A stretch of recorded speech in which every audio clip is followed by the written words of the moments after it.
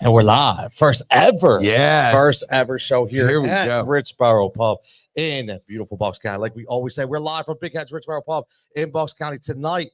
Listen, tonight, first of all, we got to tell a story in a little bit, but just so everybody knows, make sure this is the Cutillo and Grube Show. Just met like a month ago, by the way. So I have no idea if this dude's a crazy ass, if he's a child molester. I have no idea. but at the end of the day, man, listen, we hit it off. We had some fun. And now we're together, man. So this is every Tuesday. So everybody knows every Tuesday, not just here, but all 5 of the Big Heads establishments. So we're gonna travel. It's like a traveling circus, man. Beautiful, isn't it? Oh, I'll tell you what, man. I'm excited, bro. Yeah, I'm excited. We were trying to sit in the Yankee seats behind us, but a little tough, tight, a little tight. Yeah, I felt like a little kid in a slugger costume. Plus, you know, you get upset when I touch your. I don't like that. You're like a. Again, we're gonna shout out to everybody. Richboro's Pub, as always, our man Jerry, our girl Kelly behind here on the bar, as always, hooking us up, making sure the internet work for us as well. We got Red Bull, we got Fiddlehead, we got 50-cent tenders, pub tenders tonight. Nice. 50-cent pub tenders, $3.75 drafts for Fiddlehead, $3 twisted teas, and I think she said $5.75 bombs. I'm not a bomb guy. What is that? Is it Jaeger bomb? Oh, yeah, I can't do that. What that is. I don't do that either. Yeah, I don't drink. No alcohol with color for me. It needs to be clear. Exactly. And just so everybody knows, this is a fully and please and Frank's gonna laugh at this, but this is not a podcast. So everybody knows, right? A podcast is where you sit in a corner, you grab a microphone, and you talk and you post it, right? This is a simulcast. This is being broadcasted live all over the internet. We got people checking in from different states. We got people checking in from different shows. If you want to be on the microphone yourself, there's one right here. You do not have to be on camera. You do not have to be on camera. Okay, but this is an interactive show. If you do want to be on camera, you could be over here. You sit next to Frank for a minute. Right here, baby. Yeah, you can sit right next to Frank. Like I said, I don't know him too well yet, so just be careful. But at the end of the day, it only works if people are interactive, right? Because you know, Frank, we're going to have people at the bar. Oh, I don't want to hear this. I don't want to talk. I don't want to talk. But they're going to be the same people that go into their car and put the radio on and listen to the guys on the radio, right? They just want to, they want to act tough in front of their friends, but that's okay, right? But we're having fun here, man. You're a little sensitive. How you feeling, man? You're sensitive. I am. I'm very sensitive. I know. Well, I'm feeling great, brother. So let me ask you, man. Let everybody know who is Frank Grube? A lot of the people around but not everybody on the internet knows. No, I mean, you're not a tech guy. Not a tech guy. I'm a sports guy. I grew up playing 3 sports. Ended up coaching after that. Played through college ball and some semi-pro stuff, and I had a couple shots at some tryouts with major league teams. That none of that worked out, but got into coaching. Had coached high school football. Coached Legion baseball at one point. So it's I've been around, I've seen a lot. Coaching has just took me to another level in terms of the knowledge of the game. Of course, you get into high school, it's much different. I started coaching little kids here at Northampton. You're right from the local area. Little guy played weight football there, and next thing you know, I'm coaching and there for 8-9 years coaching after that. But I was fortunate, a lot of great people in the township that we grew up in that helped really helped kind of shape who a lot of us are today. I like it, man. I like it. I'd hope that I did the same for some of the kids that I've coached as well. Maybe you'll shape me. Maybe you'll help shape me because I do need some help from time to time. Okay. I do need to calm down from time to time. Yeah. We all know that. Shout out to the wife. My wife is in the house. My daughter's in the house. Probably my future son-in-law is in the house. Right. So they never come see me. Well, my wife never comes sees me. My daughter comes sees me though, so this is a shock. Well, there you go. Shock. Like this is big time. It's a special little event. Yeah. So I can't mess this up, man. I can't mess this up. My older sister just walked in there with my brother. I can feel the love. I can feel the love. Aunt Nicole, my significant other sister over there, my sister, nephews, so they all came out to support us, man. How cool. First show ever, man. First show ever here at Richboro Pub. And correction, Fiddlehead, thank you, Kelly, for giving me the right information because there's so many prices. I screw it up. $5.75 Fiddlehead trades. You don't screw it up. Yeah, I do. You're pretty darn good. We got a lot to talk about, too, by the way. Just so you know how the show's going to go, we're going to talk a little, obviously, local sports. We're going to talk some national sports. We're going to go back in time. I got a really cool vote that I think everybody's going to enjoy because we kind of got into it last night at Pikes. We got Adam checking in already. So what's up with Frank and Tony? Frank Grube, aka John Ritchie. You got the John Ritchie reference. I like it. You like John Ritchie. I'm not a John Ritchie guy, but the significant other laughs at my vocabulary. She's like, what did you say? Yeah, man. Listen, we got some Phillies, got some Eagles. I got to give another shout out. The man Tyler Mraz in the building was on with us, does some fantastic work at Heat Ratio. So it's doing pregame. Not hard to just do pregame, postgame like every single day. It's daunting. Yes, daunting. Yes. I would bet. My man stepped up, man. Daunting. So I'm sure he might grab a microphone a little later and get on as well. So maybe we'll start the ball roll. But Frank, let's get right into this. Yeah, where we start? Yeah, there's a lot to start. There's a lot to talk about, right? We didn't talk Eagles much. No, we did. You know what? That is pretty fascinating. Nothing. Do you think because that's people don't really care? Yeah, well, no, this is the Eagles town. It was, but everybody's frustrated. We were talking Phillies. Yes. And Pete Rose had passed, and we were talking a lot about Pete. But where do you want to start, brother? Well, look, man, you got playoff baseball. This is Red October. I was watching the Astros today. Yeah, so this is Red October. We got the Kansas City Baltimore game on right here. Make sure you get down here again, right in here in Richboro, PA. Nice. We got to get to the pub, man. So, Frank, are you scared? Like, are you scared more? I asked this question to a lot of people. Are you scared more of the Brewers? Or scared more of the Mets? Or are you in the boat that I don't really care? The Mets. I'm not scared of anybody. Yeah, the Mets. I mean, they're right up the road. It's just they've never played each other in the playoffs. The Mets and Phillies. Yeah, we found out about that last night. It was very interesting. I didn't realize that. How crazy. But no, I'm scared of the Mets. The Padres kind of new to the show a little bit. When's the last time they had multiple runs at the playoffs? It's been a minute, but I don't know. It's the Mets for me. Yeah, it's definitely the Mets for me. It for you? I mean, they're the hot team, right? There's always a team that's the hot team that comes in hot. We were, right? We were the hot team at one point last year. Right? So, and the year before, we were the hot team. So my whole thing is, how can you not be scared?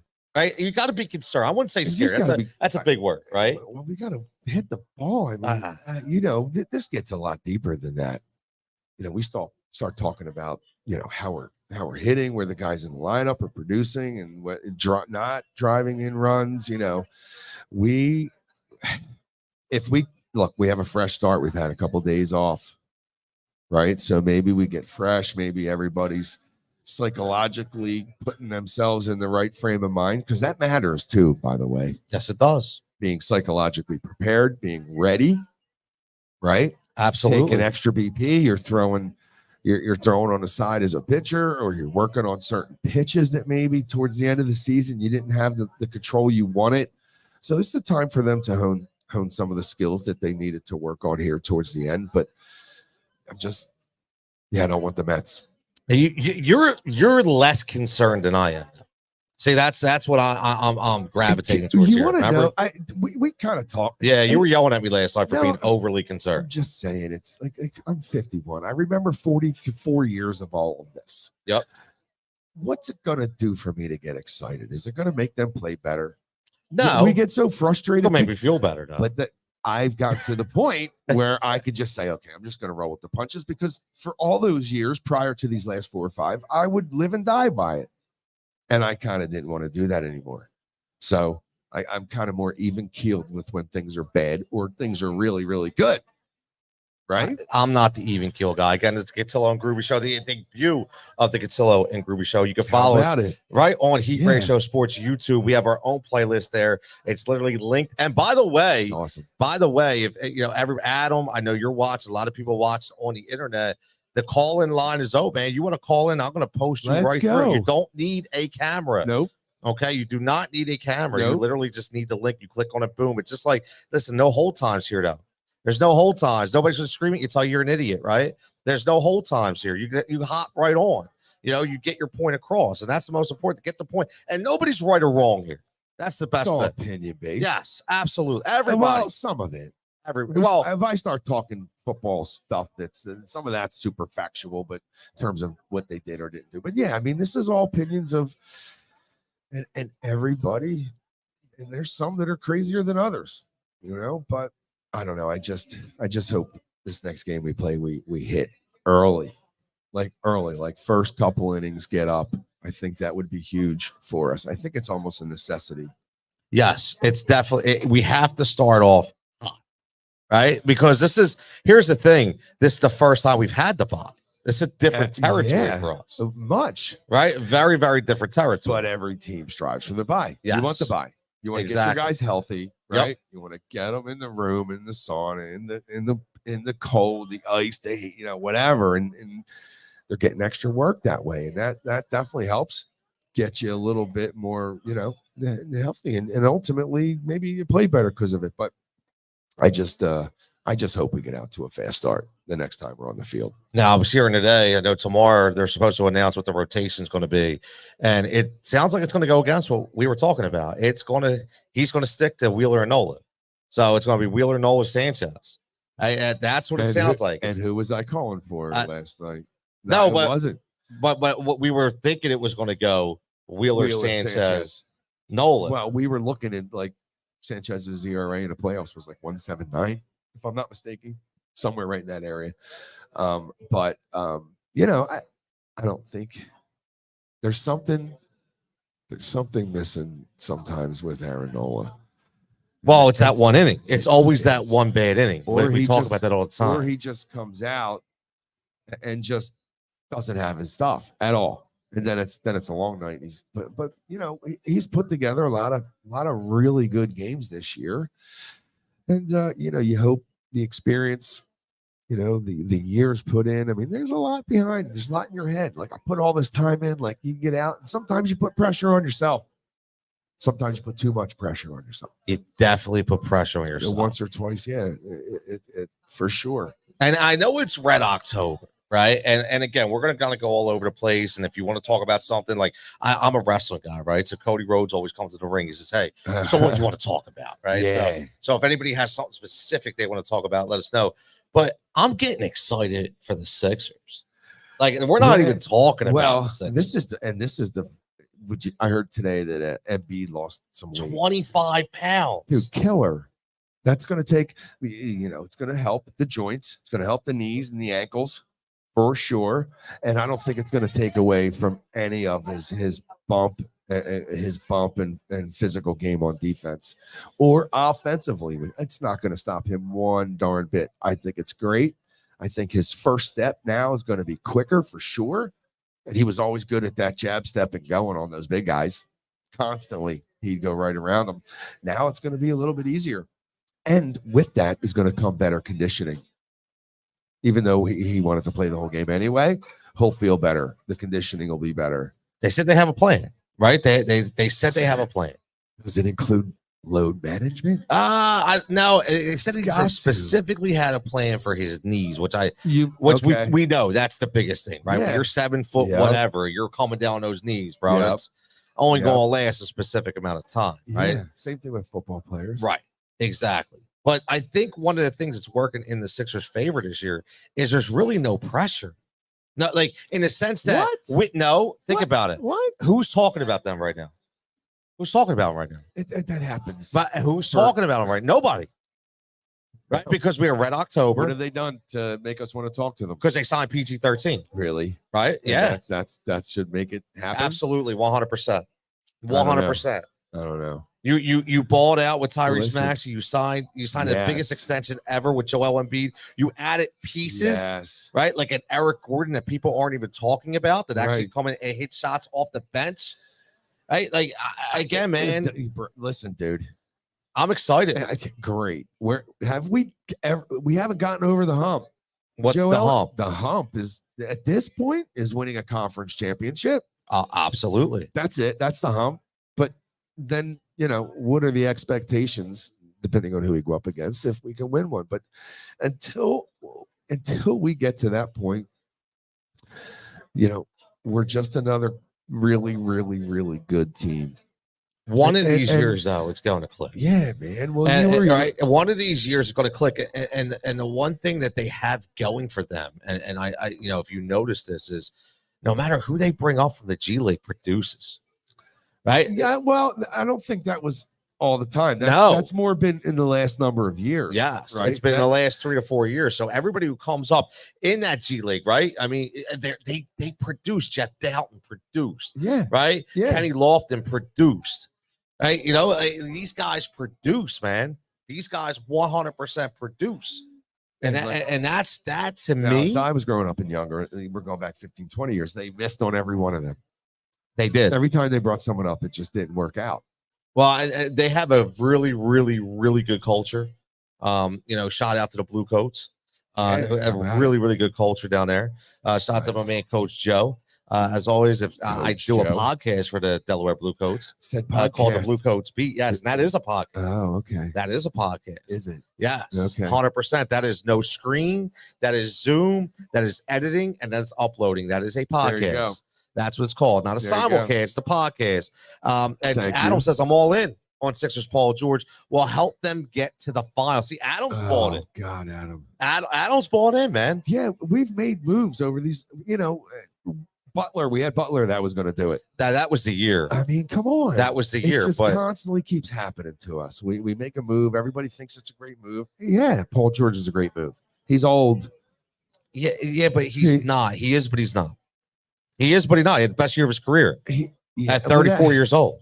Yeah, right. Basketball players that age don't matter, was man. Forced to shoot a lot not more. basketball. He was forced to do more. That's why that happened. Yeah, and that's a good thing. He's not going to be forced to do more here. I agree. Which is great. And it could. Who knows? It could end up being we got our trio.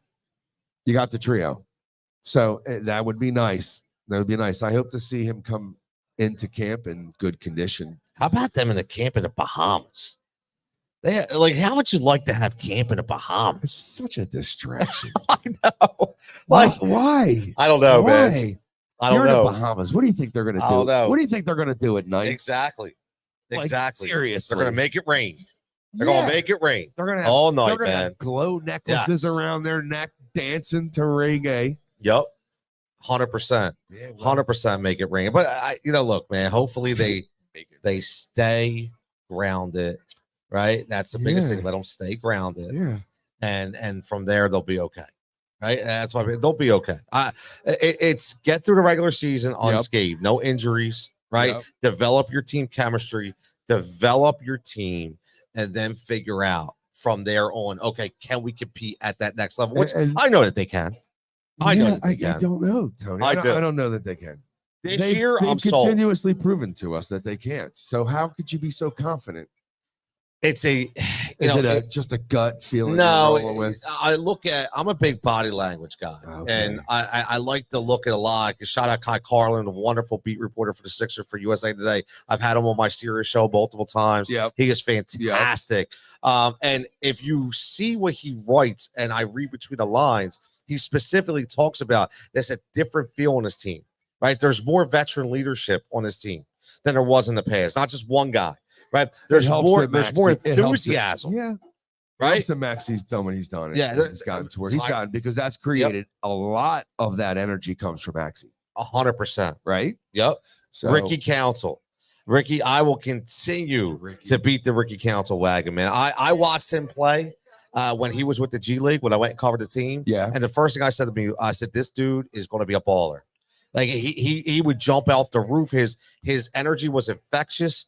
Right, everything, his smile, everything. And so listen, we're gonna also, if we're gonna win Sixers, we're doing Flyers. No, I get it, man. So we go all around the Philly circle, but we also go to the national circle. Of course, too, right? We got to go to the national circle. Yeah.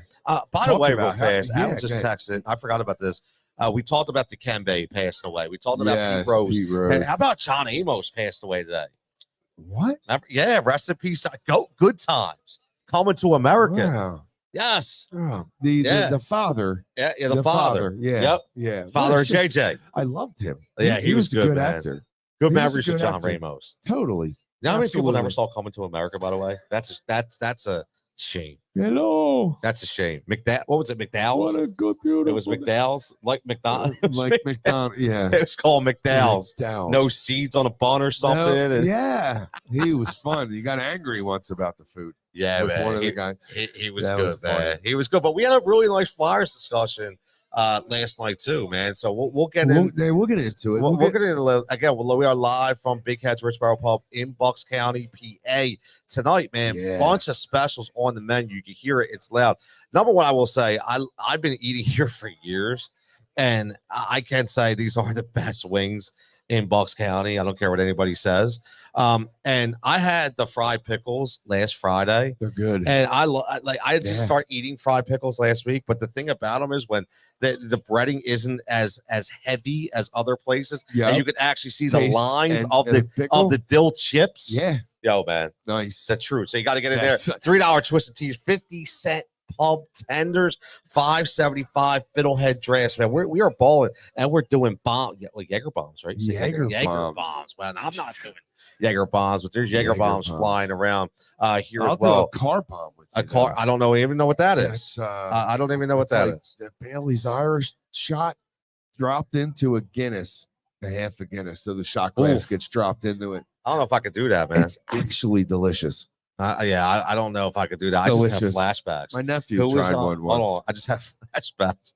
I walked by. Who's lady kept asking that point. She kept asking the same question. You're crazy. Who was that? What was her name? You remember? Bonnie.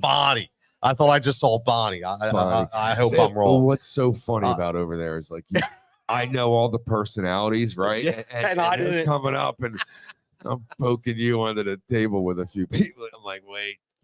Yeah, but no, it was fun. Look at all those wings coming. Wings galore. Are they tater tots? Bro, I'm starving. They look like tater I'm gonna tots, order by the way. food. There's no rules, right? No, there's no rules. We said no rules. There's no rule. Well, here's the thing. Oh, no FCC rules apply. What's that, Tyler? Wait, yeah, you got the wings, right? Okay, I never had these wings before, right? Okay, I'll tell you a little secret about the wings, though. The pub tenders. The pub tenders. You gotta have them. But when you order the wings, you gotta order them well done.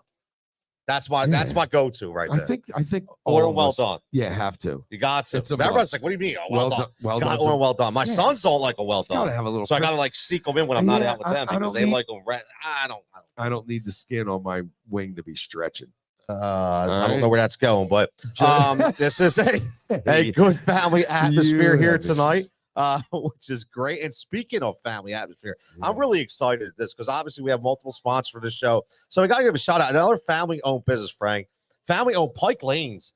Okay, I bowl Pike Lanes, man. 50 years owned and operated by, again, right now, Rachel and Bobby Kerwin as the current owners, man. Yeah. Parties, league events, family fun. Get there for a good time. www.pikelanes.com. Here's the best part about them. Passed on from their parents. Yeah, from their exactly. Parents, actually. Yes, so passed on. It's been in the family the whole time. And they have bumpers if you're a bad bowler. Yep, for the little guys. Yes, and they have bumpers. Yep. But I will say they do more for the youth than any other bowling alley in this area. That's his mom. Rachel is amazing. That's Rachel. Right, my daughter bowl for Rachel. My son, every Saturday morning she's there. She's an awesome person. Yes, she is. Awesome person. Lots of energy, has a lot of fun. And can I just tell you, she's an amazing bowler. Yes, she is. I bowl with her. She's ridiculous. Yes, absolutely a ridiculous bowler.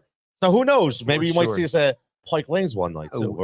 I think that's going to happen. I think that's going to happen. We're going to find out about that. So again, that's what we do here. Shout out to the little guy, right? Because you got to promote the little guy. Listen, man, right? There's so many memories in that place going back. It's been there forever. Yes, forever. 50 years, man. 50 years, man. A long time. 50 years. Now we had a really fun poll here that I posted for anybody who's on social media.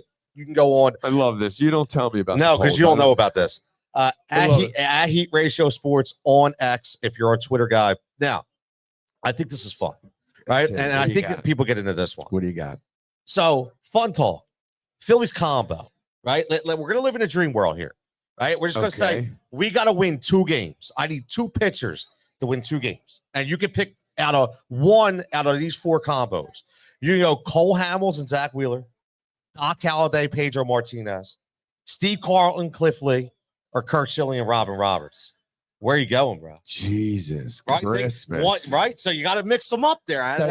Listen, say them again for everybody. Say it again for Cole everybody Hamels here. And Zach Wheeler. Hamels and Wheeler. Doc and Pedro. God. Right? Carlton and Lee. Schilling and Roberts. Now, I never saw Roberts pitch. Robert Roberts, right. I'm just saying his last name. I've never seen him pitch. That is very intriguing. The dude was amazing, very right? Intriguing. I think I'm going to go Carlton. And who did you have with Carlton? You got all those guys out there. Carlton. Cliff Lee. Cliff Lee. Yep. I think or Hamels Wheeler. I One think, of those two. Yes, It would be. and I think that's where I'm going. I would two. probably go Hamels Wheeler, man. I think if you put a gun to my head, that's who I would pick too. Yeah, I think that I is think so. That's a hell of a combo. Yeah. Oh my God, could you imagine that? But Doc and Pedro. And right now, 71% of the vote goes Hamels Wheeler. Yeah.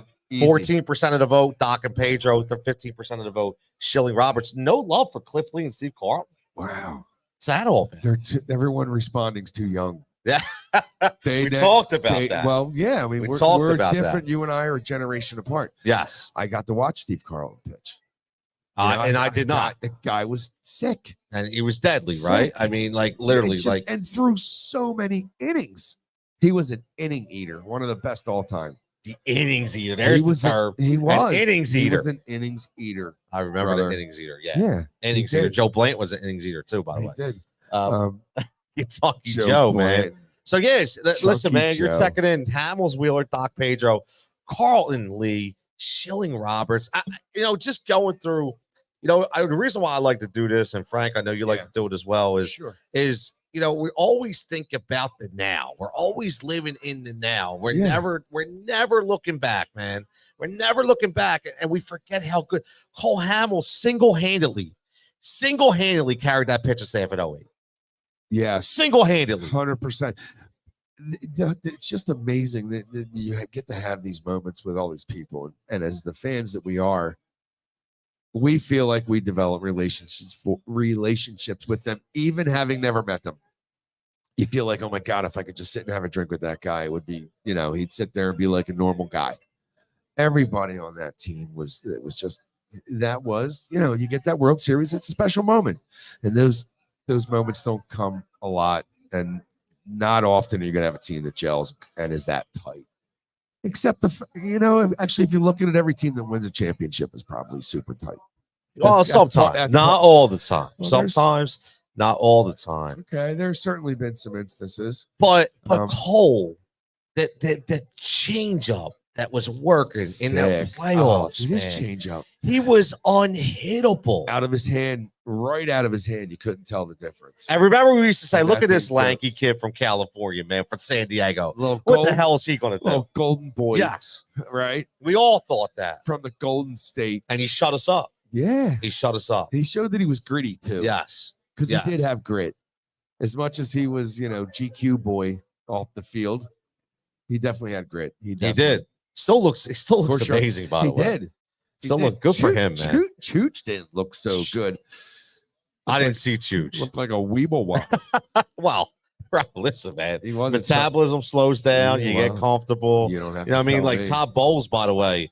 I didn't recognize Todd Bowles on the sideline. Size of his cheeks. His cheeks are Yeah, Todd's getting he's getting a little big there too, man. He's enjoying life. He could play Santa Claus this winter. He's enjoying life. Definitely. Now Adam says I want Hamels and Wheeler, but Carlton and Lee would be two lefties. Yeah. Carlton and Lee. Yes. And Lee had a dominant year here, man. He did. He had others not before he got here like that. But Cleveland. Right, I was still shocked when we got that trade. I thought I was. Remember that? What? Yeah. And then we trade him away. Remember that? Remember how crazy that was by Ruben Amaro. And then what? And then it's. Remember who we got? No, I'm not going to sit here and. Come on, man! You don't remember who we got for Cliff Lee? I don't. Felipe Omont. Yeah. Remember the big guy, Felipe Omont. You wanted me to remember that. Tyson Gillies, who was addicted more to the 8-ball than he was to the baseball. Of course. And then it was a guy named Juan Ramirez. Yeah. Where'd they end up? And none of them. Where'd they end up? Nowhere. The California Penal League with Rick Vaughn. Right? I mean, that's where they wound up because they never amount to anything. But the thing is with Oman, I swear, like his mound presence, if he could have just put it all together, right, he could have been a stud, man, for sure. But I think maybe he just didn't want to. The pressure, gets right? Hey, I don't think he wanted to be all in. You get that? You start getting money like that. I don't even know if he was getting money. It was more than he was he before he money? got here. A little bit. Okay. little Yeah, I wasn't sure, man. I didn't know if he was getting Nothing money. So, crazy. yeah, check into that Twitter poll. Who would you rather have? Hamels, Wheeler, Doc, Pedro, Carlton Lee, Schilling, Roberts. Now, I got to say this about the microphone, just so everybody knows Who's the way this started. So, every show that I've ever done, I've always had a microphone for whether you want to be off camera, whether you want to be on camera. Right. And the first night that I did a show at Pike's Pub, that Frank over here was like, "Oh, I got a notebook. I can talk." And I was like, "All right, yeah, man. Like, it's open." He's like, "Are you sure? Are you sure?" I'm like, "Yeah, man. Go ahead." And I got people that would jump up and they stumble a little bit. They have some fun. I mean, we had a guy had a good happy hour. Shout out to Brian for had a really good happy hour last week. Yeah, It was who you could go back and watch that. He was stream. feeling good. Yeah, he was feeling really good that day. But Frank, listen, man, I got to give it to him. He comes up, he came with a notebook and a notepad, man. He starts spitting knowledge. And I was like, wow, that's the first time I ever had anybody last more than 5 minutes. This dude lasted for 2 hours. It was 2 hours. Right. So what I'm saying is this could be you. Right. Who knows? That could be you. You never know. I mean, look, see, you're getting shout outs. Adam says Frank is the man. So you got a fan. You got a friend in me. Like it. Right. You got a little Toy Story song. But yeah, man, like, I mean, listen, that's how it works. You just never know because we all have good opinions, man. Don't be afraid to say your opinions.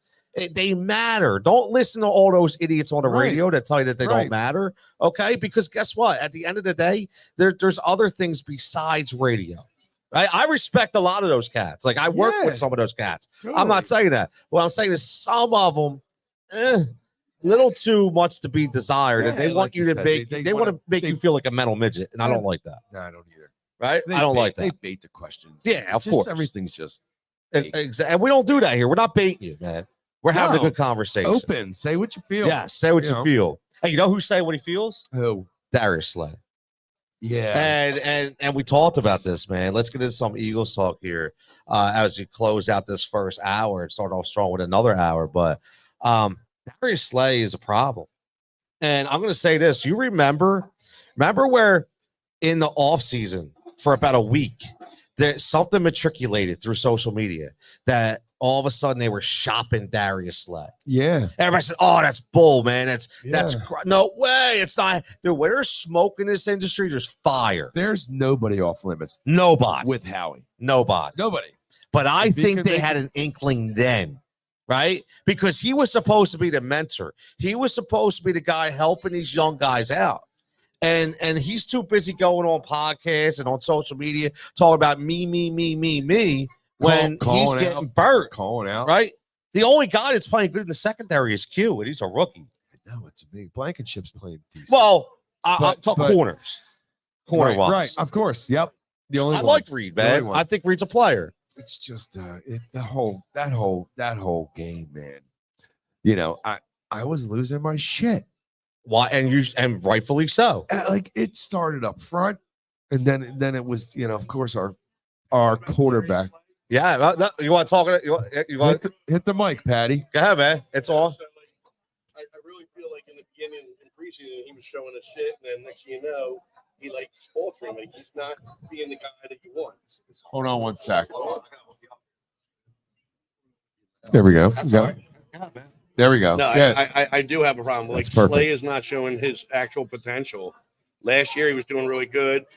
Something happened in the offseason, and then and then we were talking about earlier the preseason. We don't put our regular guys in, and then we put our guys in the regular season, and then they get injured. So like now everybody's injured, and we're doing our reserves. And like you said, Slay's on these, if it's on podcasts or not. But what about you? What about the team? Exactly. It's a team effort here. So who's that on? So it should be on Slay. No, but I mean, who's that? Who should reel that in? Right? Who should reel? The only guy at the end of the game that apologizes is Sirianni. Exactly. I mean, and we got rid of defense and offensive guys. We moved everybody around. Like it really irks everybody here in the bar when you're watching the plays.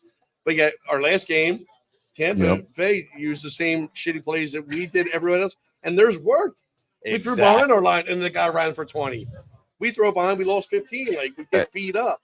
It's frustrating, especially being around all these guys. Well, that goes down like that. They have a quarterback. So did you want Sirianni back? Were you like, are you okay? I wasn't really worried about him. It was more like that defensive coordinator and offensive coordinator. Well, what about thing, But at the end of the day, it seems like, is he still play calling on the sidelines by himself? Yeah, he's not. So. Sirianni's not he's calling the plays. He takes the brunt of it. Clement, and he's the only one that Kellen's calling the plays.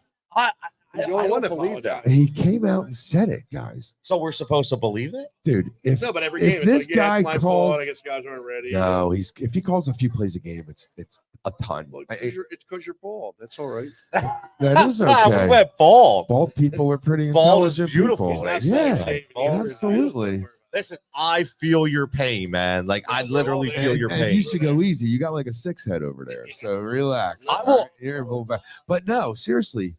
Yeah, what do you? I mean, no, it's just you end up having to blame somebody, and he's the head coach, so you have to blame him. But yeah, I these other guys doing it. If they get the paycheck or not, then you don't see him perform. I was telling Frank earlier, Jalen, it seems like he looked scared and sad the whole game. yeah, what is that? I don't understand. He came out and we just got to tell you everyone's got to be together. He's always he's like sulking. That. He shows no emotion. Right. He shows no emotion. He is absolutely out to the wrong side. He's got to throw against his body. Yep. He doesn't know how to do it. Yep. He should just do what his thing is and run it. You're gonna. Yep. You're a new guy. We're gonna let him run the ball constantly. There's only a couple guys he's thrown to. You have a whole team behind you. The problem is, and I'm sure you see this as well. I look at that, right? And then I put on Monday Night Football and I watch Lamar Jackson on the sideline, propping his O-line up, propping his guys up, get behind him. And I'm like, where's my guy doing that? He does that. Stop. He does it. You just don't see it. Right. None of us. We're all sitting on our seat. But I'm tired. The bottom line is, here's the bottom line. You guys both may not agree, and that's okay. I'm not going to agree. I don't care. I'm done with Sirianni because I don't think the players respect him. Okay. And I do not think he's forcing them to be better men, as some of these coaches can do. And I don't think Jalen's our guy, right? I think he caught magic in a bottle that season. He took us there. That's tough, bro. That's a $200 million mistake, by the way. Brother, that's true. Happens all the time.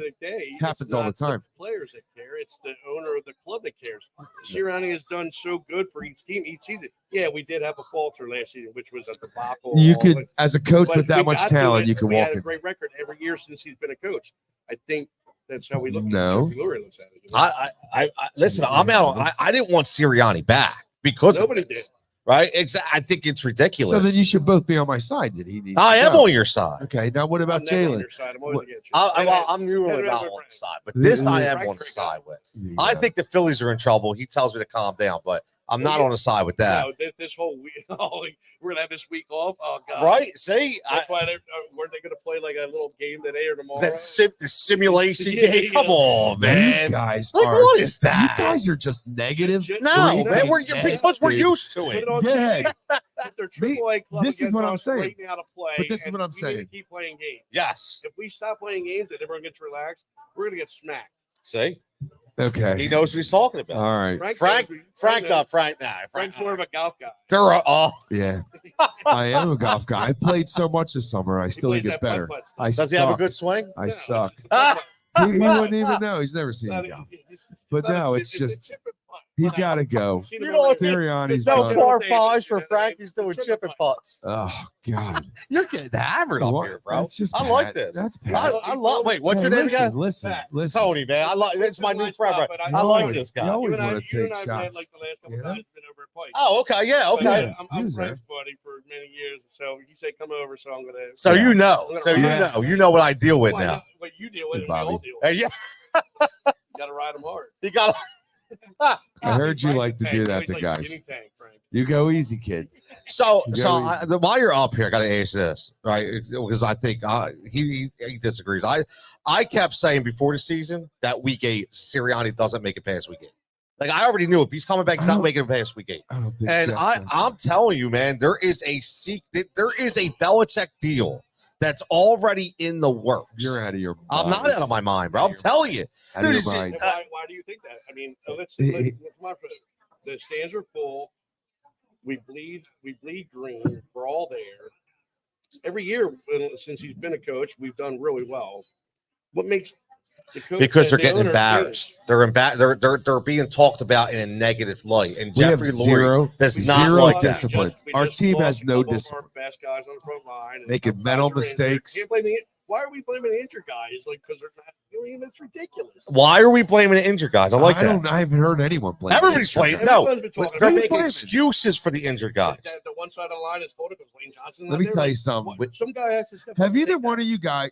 Here's what bothers me. This is exactly. This is what takes football coach here. This is what takes me back. Like this. Yeah, Frank said you got them from the door. I agree now. I get it. See, I'm just saying. Yeah. Go ahead, Frank. You know what? It's just the fact of the matter is he doesn't have the guys playing for him anymore. The guys are undisciplined football players. Okay. And then we sit there and you're saying, okay, listen, go back to the point you made about blaming the players being gone for the performance. If you lose two of your top three players on your offense is going to suffer. Now, should it have suffered as much as it did? No, it probably not. Our quarterback can't get rid of the football on his drop and he just can't. And it takes him twice as long to go through his progressions as it does other quarterbacks. You have a whole team behind you. Go look at the statistic as to what our offensive output was for those two receivers last year. And you tell me that you expect to in the same amount with those two guys not there. Come on. Right, now hold on. Come on. Yeah. Isn't that funny? So, no, wait. I got a rebuttal for this. No, I'm going to be honest. You two goons. Okay, so somebody tell me, wait. You two goons. How the Rams look without Puka Nacua and Cooper Kupp? Did they just fold? Did Matt Stafford say, my offense sucks? I got nobody to throw the ball to. They had a defense that knew how to stop people. You didn't talk about defense. You talk about offense. The bottom line is 37 seconds he came down the field at 4 plays, and why we did that weird step out, throwing a Colby Parkinson and Tutu Atwell. I don't hear him pitching. Pick another up. You got one. Look, I got one. You got one. You got one little receivers. You got one. And we kept doing the same spread out like we're in a block. All right, so you go into the playoffs this year, right? We make the playoffs. We don't have either one of those guys in our first game. Are you expecting to win it? Yes or no? Well, you're not. Why not? Let's go. You're not. If both those guys are missing in a playoff game, you are not expecting us to win because it's different. But I agree to somebody else earlier that said that we never play these guys in the off. We're gonna protect our quarterback, protect our guys, and then now they're all injured. That's got nothing to do with it does. No, it doesn't. Right, we're gonna go out front. Pat, these guys are Pat. These guys are like the most in-shape people you'll ever meet in your life. That's nutrition, cardio, plyometrics. It goes on and on. Where are you going, bro? We're talking about cardio. No, I'm just saying these guys are in shape. It's not. They're not getting hurt from not playing in the preseason. Get him a damn fiddlehead Jaeger bomb or whatever the hell they are. I'll take a car bomb. I'll do a car bomb. Listen, man. Okay, get your little buddy. You two together still can't. Well, we gotta stop making excuses. Right? We just have to stop. I'll tell you what, Pat. We all have our opinion, just like we said earlier. Man. And it's, you feel the way you do. I feel the way you do. And even though I think you're wrong, you're entitled to it. I feel strongly the way I do. How's that? Very strongly the way I do. Okay. Javon checking in. See, Javon agrees. Javon says when your offense is down, the defense needs to pick them up, which they struggle to do. Also, Sean McVay has an offensive system, which Sirianni does. Sirianni's telling me he don't have an identity for the team after 4 weeks. What the hell did you do all offseason? That's sad. Right? How do you even say that? I don't know. That's even, it was ridiculous that you even come out and say that as a coach. That in itself will lose respect with your players. He doesn't have it. The fact that we are undisciplined and we make a lot of mental mistakes, that's what bothers me as much more than anything. I don't mind the physical mistakes. See what happens when we start talking birds? Yeah, it gets fiery. Just scratch the surface. Where do we talk about their defensive line and where do we talk about the rest of how much they suck? Now, listen, it's not that they're I will not say that they suck. I will say that they're underwhelming, right? I was a little over the top with the suck. No, you were. They don't. You were. I will say Jordan Davis is a boss. So what? So why last week, not this week? Because he plays when he wants to. It's right. He's a part-time player. It's kind of like Stevie Wonder, part-time lover. How? He's a part-time player. Just don't understand it. Any sport you played growing up, did you give it 110% if that's possible? Right? When you 110%. Every minute of every play of 110%. I don't know how these guys do that. I don't know how you do it. Me neither, man. Me neither. I don't know. Obviously, they're not together. There's no cohesion, right? There's no cohesion, but you know who's got cohesion? You got to give a shout out to one of our sponsors, Spectrum Metals, located in Warwick Industrial Park. Family owned and operated for 50 plus years by Ed Wasser and Sons, Danny and Patrick. Yeah. Steel is their game. Yeah. I like that. Go to www.spectrummetals.com, man. I'm not a metal guy. Like these guys, a big company, man. That started with a partner who passed away in '88. They were doing $9 million a year. They were up to over $25 million in revenue. Great company, family owned the whole way. 18 guys out in the warehouse. They're moving product. So not necessarily, something people think of often, steel. But hey, listen, there might be a need, and someone might need some steel stamped. There's a lot of people. Listen, it's coming back, by the way. More so, 100%, man. Right, 100%. Right. Javon checking in says you got guys missing and whiffing on tackles. 18 missed tackles, by the way, and quarterbacks lining up 5 to 7 yards off the line of scrimmage. Well, that's different. The lining up off the line of scrimmage is the play call, or the cornerback not being. Sometimes they have a choice to bump, or sometimes they don't. So let me ask you this: depending as a coach, on the call. So the call is off coverage, right. And you as a corner, are saying, "Man, this is the wrong call. Like I need to go bump and run. I need to go press. Can you go to business for yourself, or you got to just roll with it? You got to roll with it, even if you know that sucks. Now, okay, so. The other side of the coin, maybe Slay has that opportunity. Okay. Maybe a guy who you trust that much out there to be on an island that close, because it's not easy to jam a guy and keep him in front of you. It's these guys are quick. So I imagine maybe a guy maybe have that freedom to do that. And I've seen him do that, but I don't know that the other guys have that freedom. If you're man or cover one or cover zero, you're locked on a guy and you're up in his face. Otherwise, you're probably going to be all 5 to 7. That's standard for a defense. Whether you're in a 3-4, a nickel, or a dime, you're still going to be off that guy unless you're man and bump and run. So now sometimes you'll have coverage behind you. Okay, like over the top. Right. And then you can get up and bump because you're just covering a flat. Okay. So if we're in a cover 2, those corners have flat. So they got to cover 10 to 15 yards down the field and towards the sideline from the hash. That's their zone. And then behind them, you got the 2 deep safeties. So in those situations, yes, they can walk up and bump a guy without worrying about him, getting too far behind because he's got help.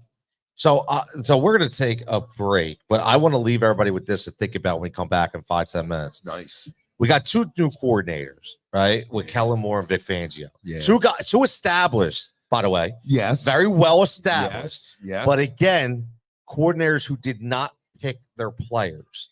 So, right? So what I mean by that is there a possibility that, like you said, maybe Jalen Hurts cannot run Kellen Moore's system? Right? Is that a possibility? Is it a possibility that these guys on this line cannot run a Vic Fangio system? No, I don't think that's it either. So if it's not it, we got to figure out what it is. So we're going to talk about that live. We get back right here from Big Heads in Richboro Pub in Bucks County, man. Join us live. We'll be back in 5 and 10 minutes. There we go.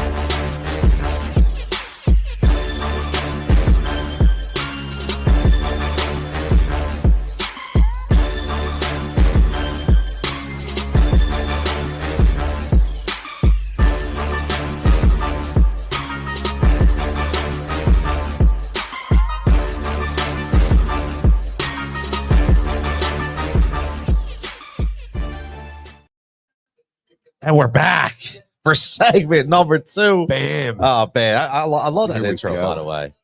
by the way. It is pretty killer. You did. I'm going to give myself some credit. I actually did something that works. You should. You killed it. That's something else. Again, man, we're back live right here. This is the inaugural Cutillo and Grube Show, live from Big Heads Richboro Pub right here in beautiful Bucks County. And this is the beginning of a 5-leg race here, man. It's like a 5-leg SGP, like a same game parlay, right? You got 5 legs. Yeah. Right. So we're going to be going to all of the big heads. One in Montgomery County, by the way. So I apologize to Don because I wrote the press release and I left out Montgomery County for Willow Grove. Willow Grove. So all good. Best wings in 2023, by the way. So we're in Montgomery County. So for that show, we'll get a little hot steaming bowl of them. Yeah, I like that. I like that. We're already. He's ready, man. He's ready. We're live from Big Heads right now. We got a bunch of deals going on. 50-cent tenders, pub tenders, by the way, which are I just had the fried pickles. I keep saying that, but I just had them again because I'm a slob and I love them. $5.75 fiddlehead drafts. We got Jaeger bombs going on. $3 twisted teas. We got and just so everybody knows, like honestly, I could sit here and I could read it all day long. If you go on the YouTube description, you will see every single drink special that they offer here at the pub every single day of the week, every lunch special, every dinner special. It's all spelled out for you. So make sure you get down here. Absolutely. And you enjoy it, man. Playroom for the kids. Yeah, look, you can see it behind us. They got a pool table for us. Absolutely. And every TV, we're watching Wheel of Fortune. We got a baseball game. We got everything going on right now. No, let's go. All right, let's go. We got a question. Right that microphone. Head right there. Does Sirianni keep his job after this year? I say Sirianni doesn't keep it this year at all. I say week 8. Week 8. I'm still saying week 8 he's out. Ted, let me ask you this. Do you think that Lori would fire one of our coaches midseason? Do you think? I didn't hear that, but do you think that? Do you think Lori would fire a coach midseason? Has he ever? I don't think we have. I don't think he's ever fired a coach midseason. So I don't know. He has never fired anybody midseason. However, do you want him going, Ted? I mean, if he doesn't. I mean, he's got new coaches. Yep. He's got the Kellen Moore from the Dallas. He was there at one point. I mean, he has other coaches Go ahead. He's not going to fire him. Do you want him fired? I want him fired. Thank you. Perfect. That's what I want. Me too now. Get rid of him. I want him fired. Get rid of Sirianni. Thank you, Ted. Can we start the hashtag? Bob Sirianni. The Brewster. Listen, man, my man's got a point. That's my boy Teddy Bruschi, right? Teddy Bruschi. Yes, his dad used to be a judge here in Northampton. Wow, the real Teddy Bruschi, the New England Patriots, Teddy Bruschi. Yeah. Could you tell? Yeah, I can tell. A striking resemblance. Yeah, I like the Kaggle, by the way. The Kaggle is always good look. Totally, bro. The Kaggle is always good look. Yeah, when you get, I can't rock a Kaggle, but if you can rock a Kaggle, you're my good graces. How about you? You rock a Kaggle on the golf course? Yeah, I would rock one without the golf course. So why would you think that? I know past history, but why if it got so bad? Yeah. Are they ready to just throw the season away and just say, because it's too much talent. Right. But what I'm saying is what happens if they go 0-4 the next 4 games? Then you come on, man. What are you gonna do? Are you really gonna turn this shit upside down in the middle of the season and get rid of him? I don't think Jeff's just not that guy to do that. He's not gonna do that. Listen, Jeff's getting older. Jeff's getting wiser. See, guys, thanks for calling. I mean, literally, Jeff, here's my thing. Jeff does not like to be embarrassed, right? No. So if you're getting embarrassed, it's time to roll, bro. It's time to roll. Jeffrey Lurie's never really embarrassed himself. Well, when you have $50 billion, it's hard to feel embarrassed. Listen. I mean, you want to start like giving the blame game? Let's start blaming the scouts. For the scouts. Yeah, the ones who drafted our quarterback. Let's start because guess what? You are linked. Head coaches are linked to their quarterbacks. Period. They go hand in hand. They're dance partners. How one goes, they both go. So you're saying Howie Roseman. Right. Howie must go. See, there's a Howie Roseman hater John right there, which I must. don't disagree with. Like, Do you think Howie must go? But it's his. Yeah. I mean, ultimately, do you think? I wonder, John, if Howie was part of that discussion with Jeffrey hiring the coordinators. Was it just Howie? Was it a collaboration? I wonder. But I'm not sure what it was.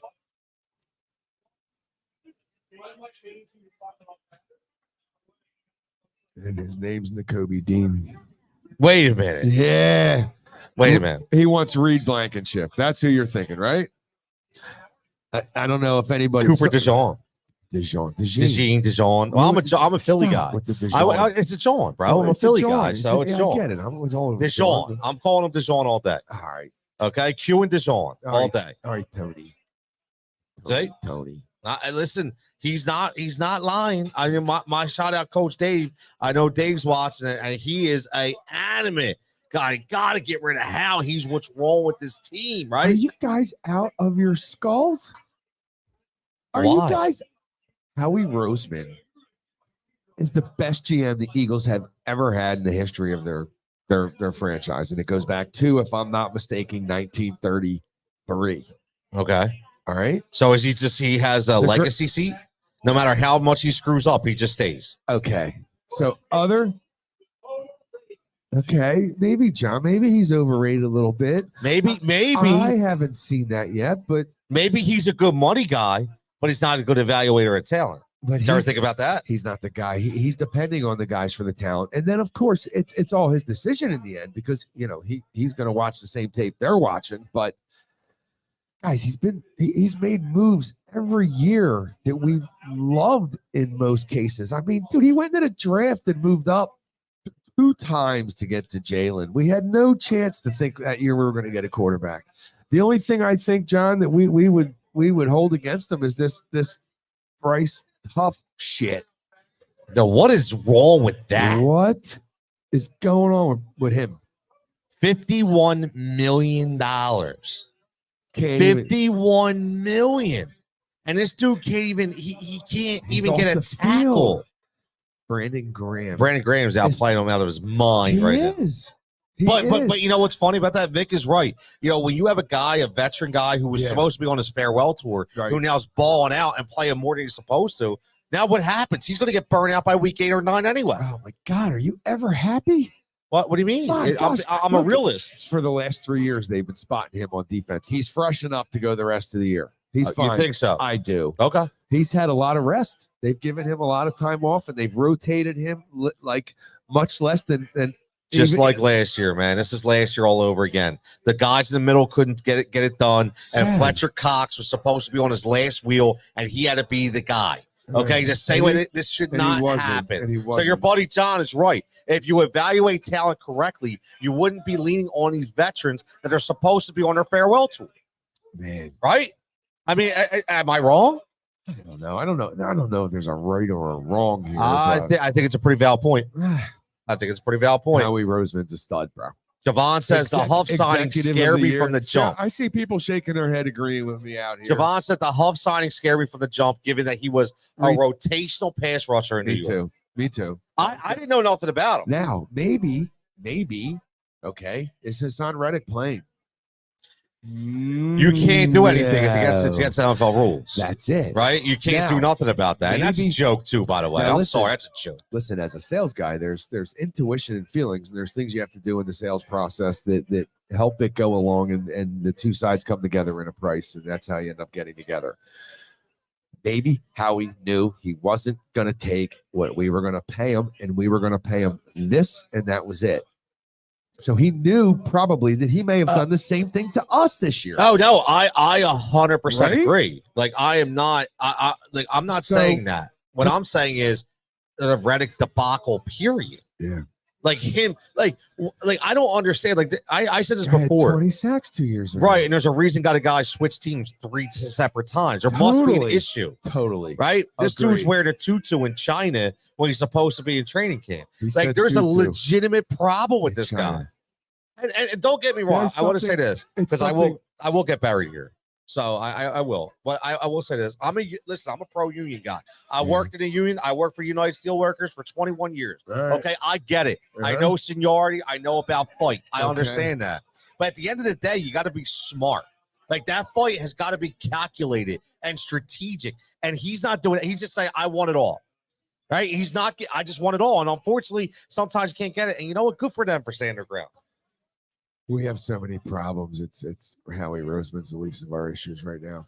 Think about it. We have Least so of many our problems. issues. We're talking about defensive players from last year. We can't stop the run. We can't stop the pass. We can't play special teams. We have a guy that came on after pushing our own guy, after pushing a player into our return guy, which, you know, I'm a guy. We said a 51-year-old washed up quarterback Yes. from back in the day.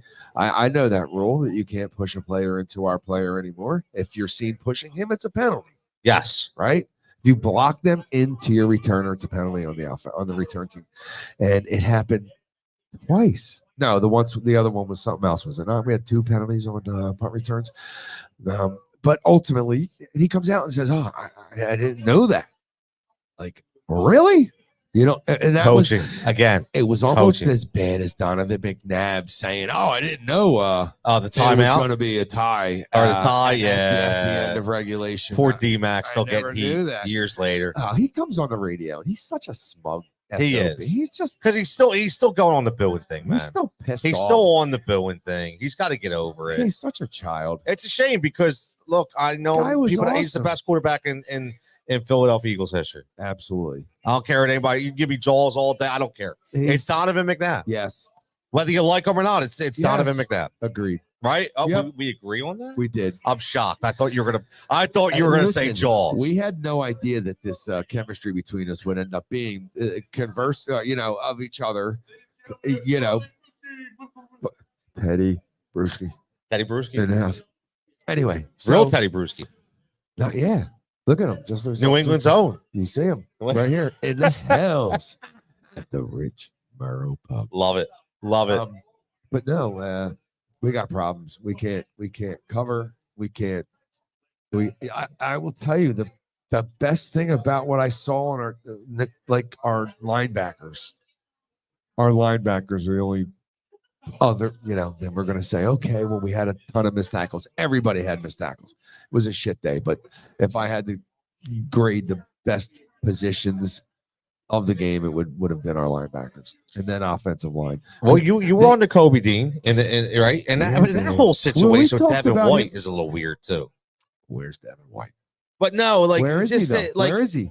Right. What's going on? But then he's like We don't retweeting Tampa stuff, and like, I mean, I know we're not all in the age of social media, and we think but it is how these kids live, and it's just so weird, man. Like the whole situation is weird. It makes no sense. None. And there's nothing being said about it.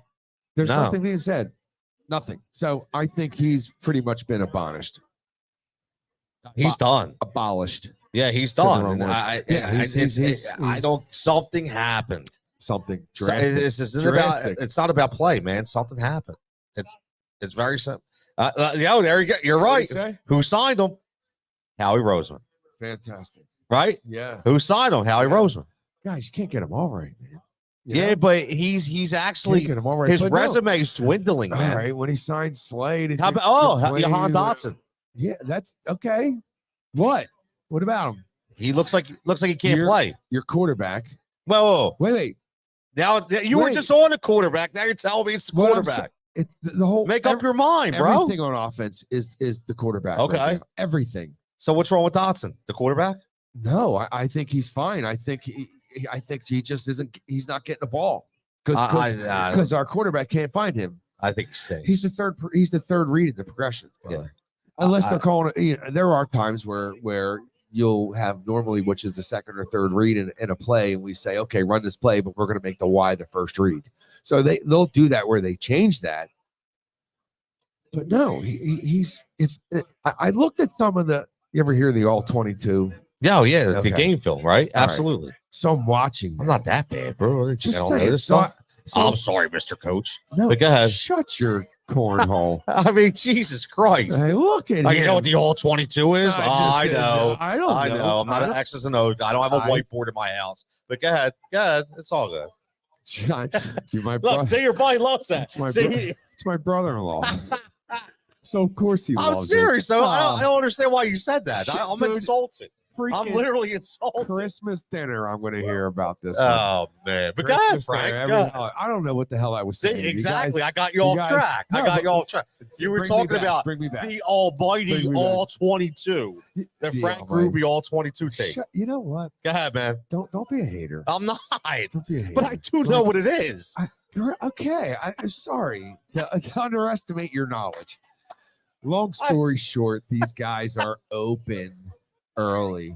He's laughing. I He's think it's hilarious, laughing. bro. That needs to end. I love He's this. I laughing. love He's it, man. I laughing. love it. No, but And that was seriously, organic, by the way. I'm not playing. fantastic. It's the way I felt. I Look, did feel. You made me feel this big. He can't stop laughing. It's true. He's cracking up. Look, he's red. Yeah. Take a breath, Johnny. Take a breath. Yo, kid. man, we're having But fun no, out here, Richboro dude, Pub. it's no. These guys are open early.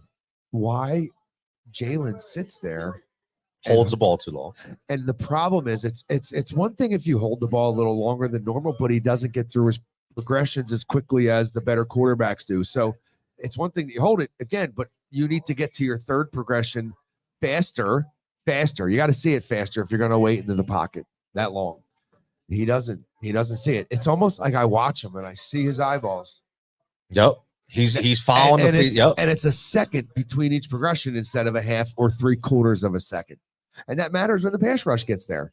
It does. That's the And- problem. Turnover machine. Very lackadaisical with the football. It's got the freaking personality of a grapefruit, and that's no good in Philadelphia. Yeah, He has the personality But of what a grapefruit. happened? He wasn't. Like, he wasn't 100% like that, man. Like I don't Yes, understand what He's been happened. like that since day one. I've been screaming about his personality for this city since day one. Yeah, Yes, but I guess he's a talented quarterback. Yeah. I'm not going to. we were winning though, so we look past it probably. I right? never did. Internally, it always bothered me. I didn't share it as much because, of course, you're winning, but it always bothered me. I can't stand someone who can't share their feelings. Okay, Maybe they And don't that want to goes share their for feelings. life in general. Yeah, but that's Share. kind of like a hateful statement. Like, No, people I don't want never to share said. their I never feelings. said I hate. Did I say? No, you're hate? like, I share their feelings. Share it. Maybe The guy people are just- emotional. He showed emotion. They need an emotional You know, connection. The emotion. The only time he showed emotion was when he tried to sing, and he was pitiful singing the Eagles fight song. Oh, that was bad. that was like That, nails on that the was chalk. very, It was very like bad. Nails on the chalkboard, dude. Yeah, that was bad, man. I will give you that. Our That- offensive line's that was not bad. playing bad. Barkley's rushing. He's. How about if we just get one run like that every game? How about if we just run it all? How about it? How about we run the football? How about it? Now, I will say this. When you have two of your top players that are receivers not playing. Let's do How this. about we We're establish? going to try this, Frank, because I wait and listen to You this. just got me mad when you said I did, that. but hold on. I'll You wait just and got listen me because mad. I don't normally side with Emmanuel Acho. Okay, I'm not an Acho guy. Not me. I don't mind him. He's not. Well, you know He's why? very well I know spoken. why you like him. Well spoken. Yeah, you like him because Acho thinks he's He's bigger. He's very educated. Nobody knows what he's talking about, like you with the all 22. he's So now I can see why you like him. don't hate. 'cause Okay, I'm he's- just saying. he's cerebral. But I want to see if I can play this because he had a really good. There you go.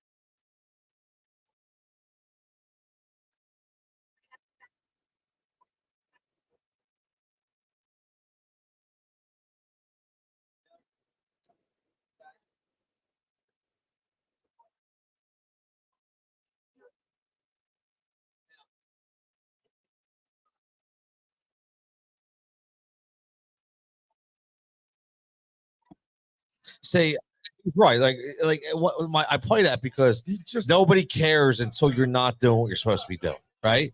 And that the reason why I play it's my fear that these problems existed the entire time. And performance, right? It's called wins and losses and performance, right? But the underlining facts here, right? Yeah.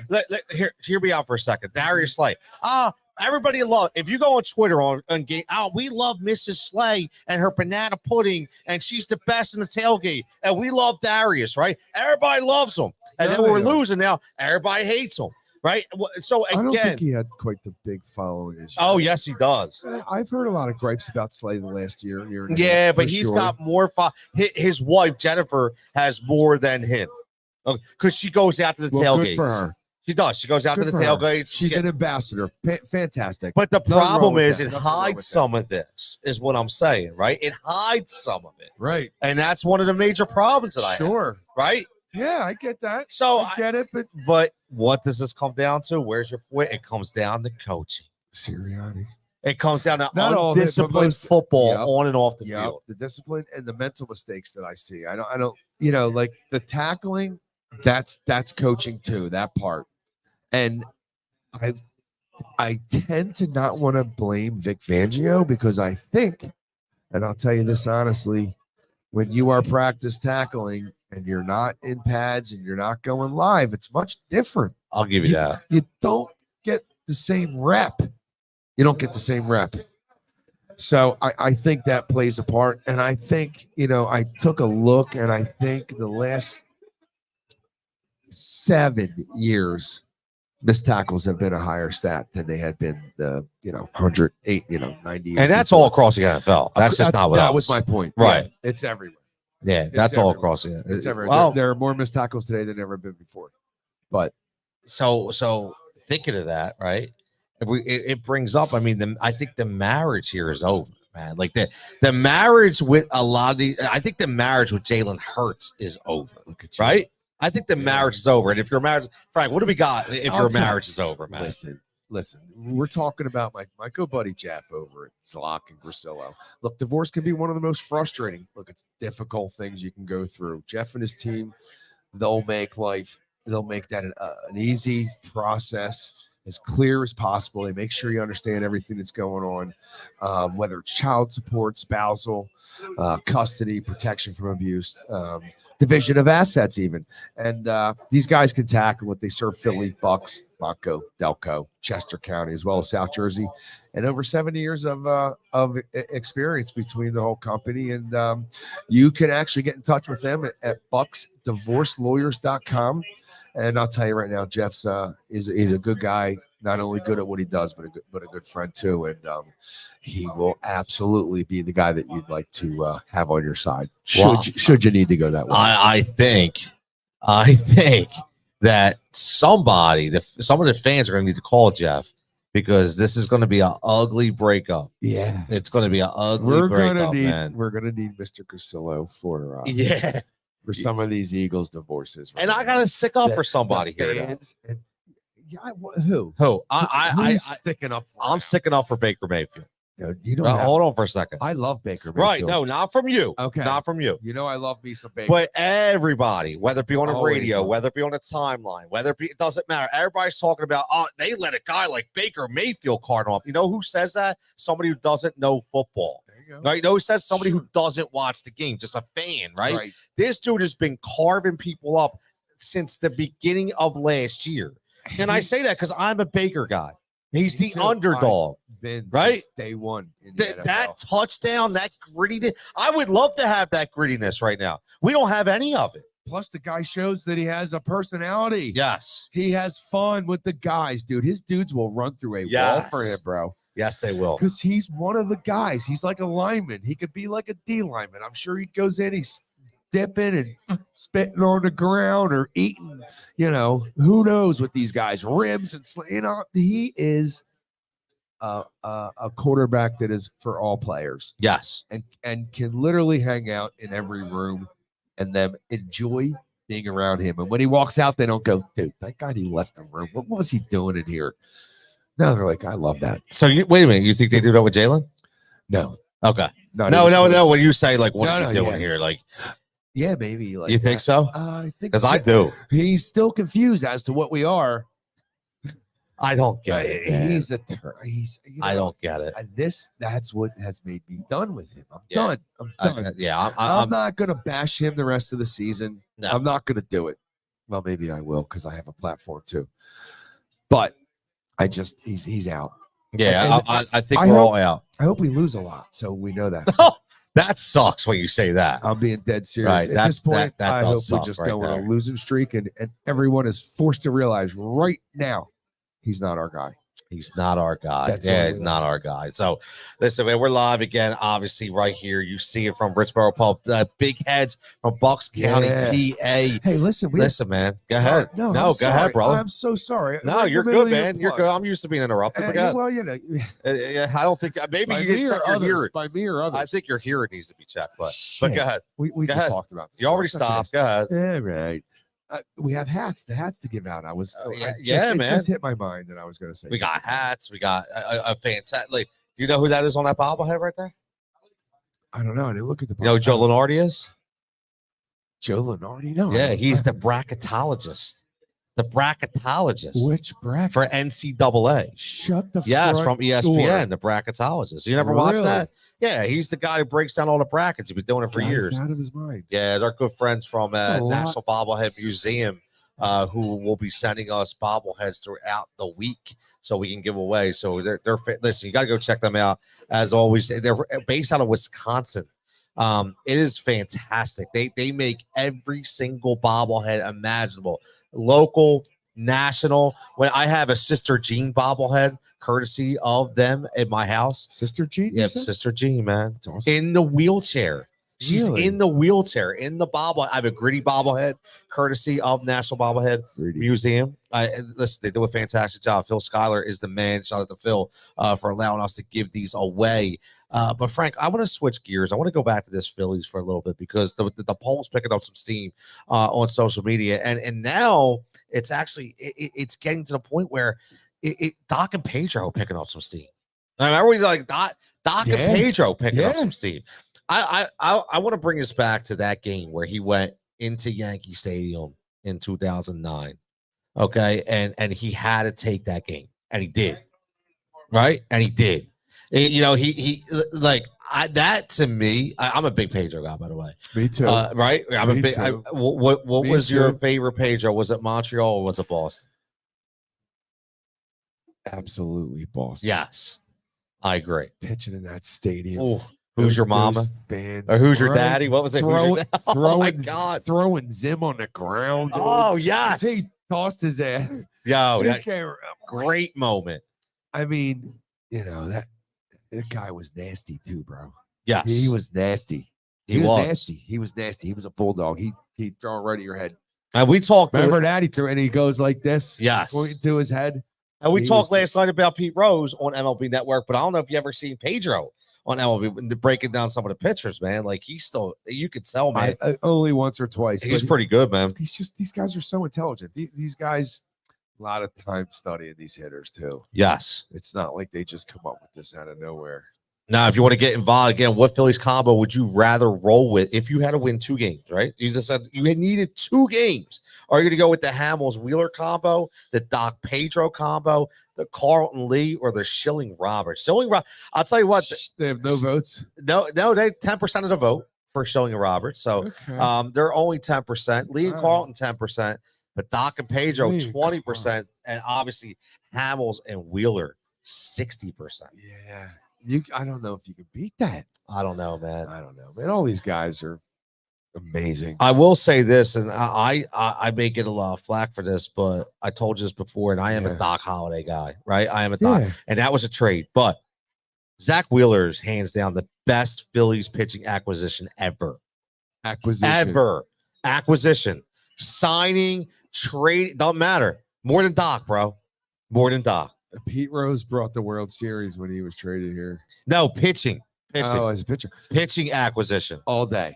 Right? Oh, so you're with me over Doc. I am. Okay. I am. Because a lot of people got me some flack from that, right? Because obviously Doc throws it, but it doesn't matter. It's staying the test of time. Doc was a little older when we got him, too, if I'm not mistaken. He was a little bit older. Yes, he was. He was a little definitely bit older. was. We got Phillies. No, I'm back about Pete Rose. All right, hey, go ahead, man. Let's talk about Pete. Listen. Charlie Hustle, rest in peace. Okay. Yeah, you're on, Bob. So they Speak said to the early mic on, there, he's bud. like, I never bet on my own team or against my team. And then in the 90s, like I bet on my team. He was talking to the characters in the background, and then they still suspend him. How long do you think till he puts in the World Series? From when they finally say, "All right, fine, Pete, you're in the World." I think that's what they were waiting for. You don't mean the World Series, you mean the Hall of Fame, right? Hall of Fame. I think they knew. Frank. They were. I followed you everywhere. Yeah, I tuck them You know away. what I'm saying? I think they knew they were going to wait till he was dead. How No, about They that, did. Tony? No, postmortem, absolutely.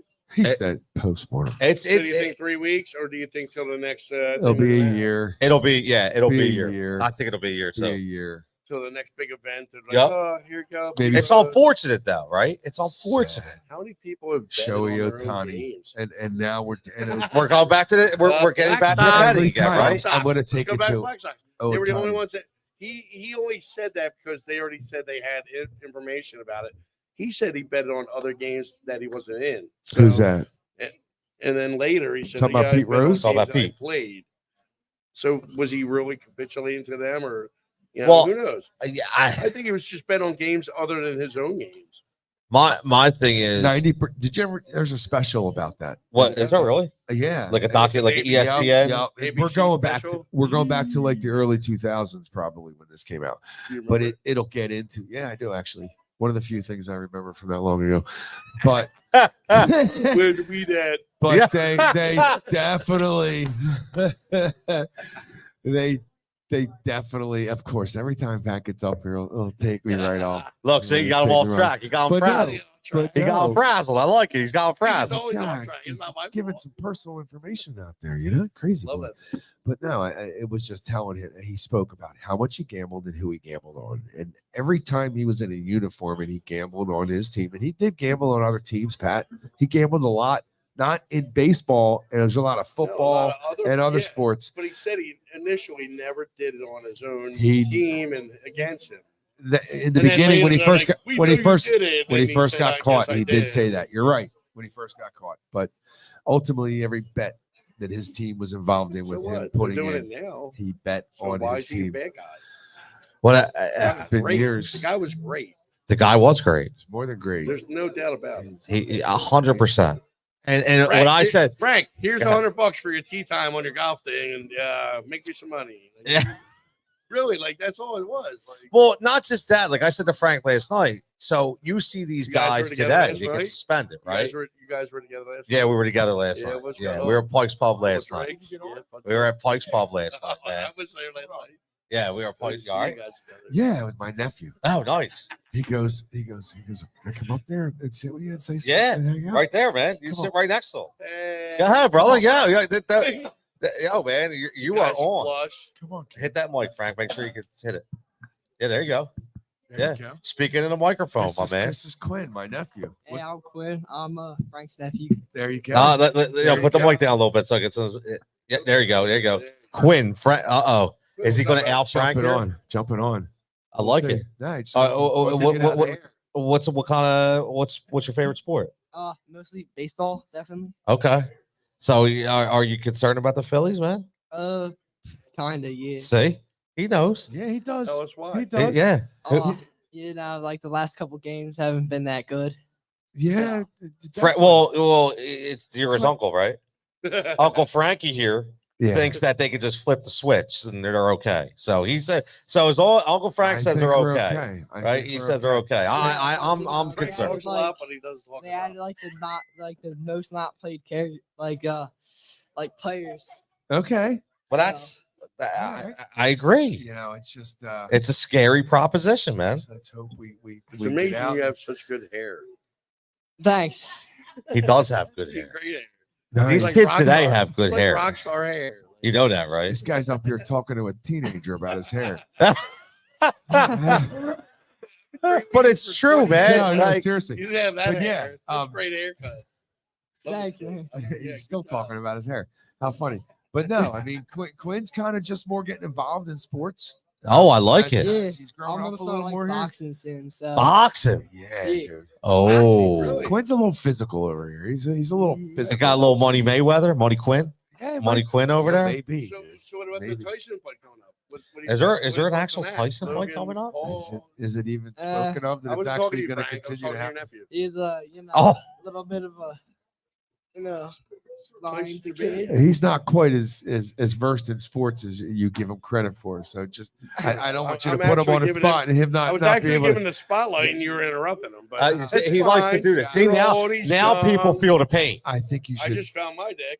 Whatever. drink another one. What do you think? Yeah. Tyson's going to beat Logan Paul? Whatever. Definitely, 'cause, Definitely. Right. Exactly. Yeah. Let's talk about this. Like, Mike Tyson. There you go. the guy has a voice for the kids, Who? He- Tyson or Frank? Mike Tyson has the voice of a Tyson. child. Oh, okay. but he hits like a rock. Yo. He's gonna. Yeah. Maynard James Okay. Keenan. What? Who's that? Who the hell's is that Maynard just another James guy in the Keenan? background? All right. Oh, really? Look at this. We got. Guys, you're weird. Yeah. We got. I liked it. We got some major info here, man. And that's- Unbelievable. Frank About that. Yeah, that's what I was going to say. I think I need a new co-host. Throw him right up Yeah, here. already we're getting replaced tonight. Bro, He already insulted me earlier, I so want now he's food. just. Logan I'll Paul's put him right talking down. crap on the mic, and then Tyson's like, yeah, we'll see. We'll Nice. see. Nice. Mike Tyson. Nice. Beat the hell out of Peace that. out. I gotta. All right, Quinn. Yeah, oh, you leaving? Quick, Good no, seeing wait, you. Yo, wait, quick. All right, yo, I like Have it, a good man. one, Tell us kid. your thoughts. That's what, That's We'll give a round of applause for him, man, coming up and showing up the Frankie up again, man. I love it. I love it. I love it. See, he's concerned. I'm surprised he He's jumped concerned. on. Hey, jumped on. I like it, man. That's awesome. Dude, I'm proud of him. Good for Proud of him, him. man. Proud of him. Good for him. I like it, man. Atta boy. I like it. See What's you, up, Bobby. Tyler? Have a good one. Yo, are you Cover, coming on the bro. mic yet or what? Thank There, you. look. You too. Do you want a tall mic or do you want a side mic? I don't care. It's up to you, man. What you got, brother? Yeah, what's shaking, got- man? Guy ask World Series predictions. What did he say? Go ahead, Ty, what's Series up? Prediction? World Series predictions. for God. you or for us? For like who we think? us. Everybody. Who do you Sleeper think? teams. Is it the winner? Or you just want the teams we think are going to be in it? Both. Huh? Go, well, do we have to say Phillies? No. I mean, I'm just asking. Do we have to say Phillies? I'm going to say Houston. See, I hate that, but it's so true. I'm going to say Houston. I know. They're But who else? World. I wouldn't be surprised they make it to the World Series. I would not be surprised at all. you know, I have a feeling. I hate this feeling that Is Baltimore any I good? think Atlanta and the Mets are both going to are both going to move on. We're going to play the Mets. Dodgers are playing the Braves. And listen, man, I think it's us in LA. I still think it's us in LA to get to the chip, and it's going to be who shows up.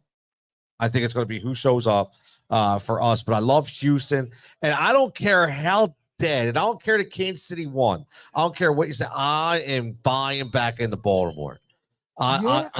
They got too Me much too, a talent on little that bit. team. And they're young. What do you think, Tyler? They're young. I'm not too high on the Orioles. You know, they don't have that good of a starting rotation outside of Corbin Burns. They lost Grayson Rodriguez. That offense, they're still young. They didn't win last year against the Rangers. Same thing they're doing this year.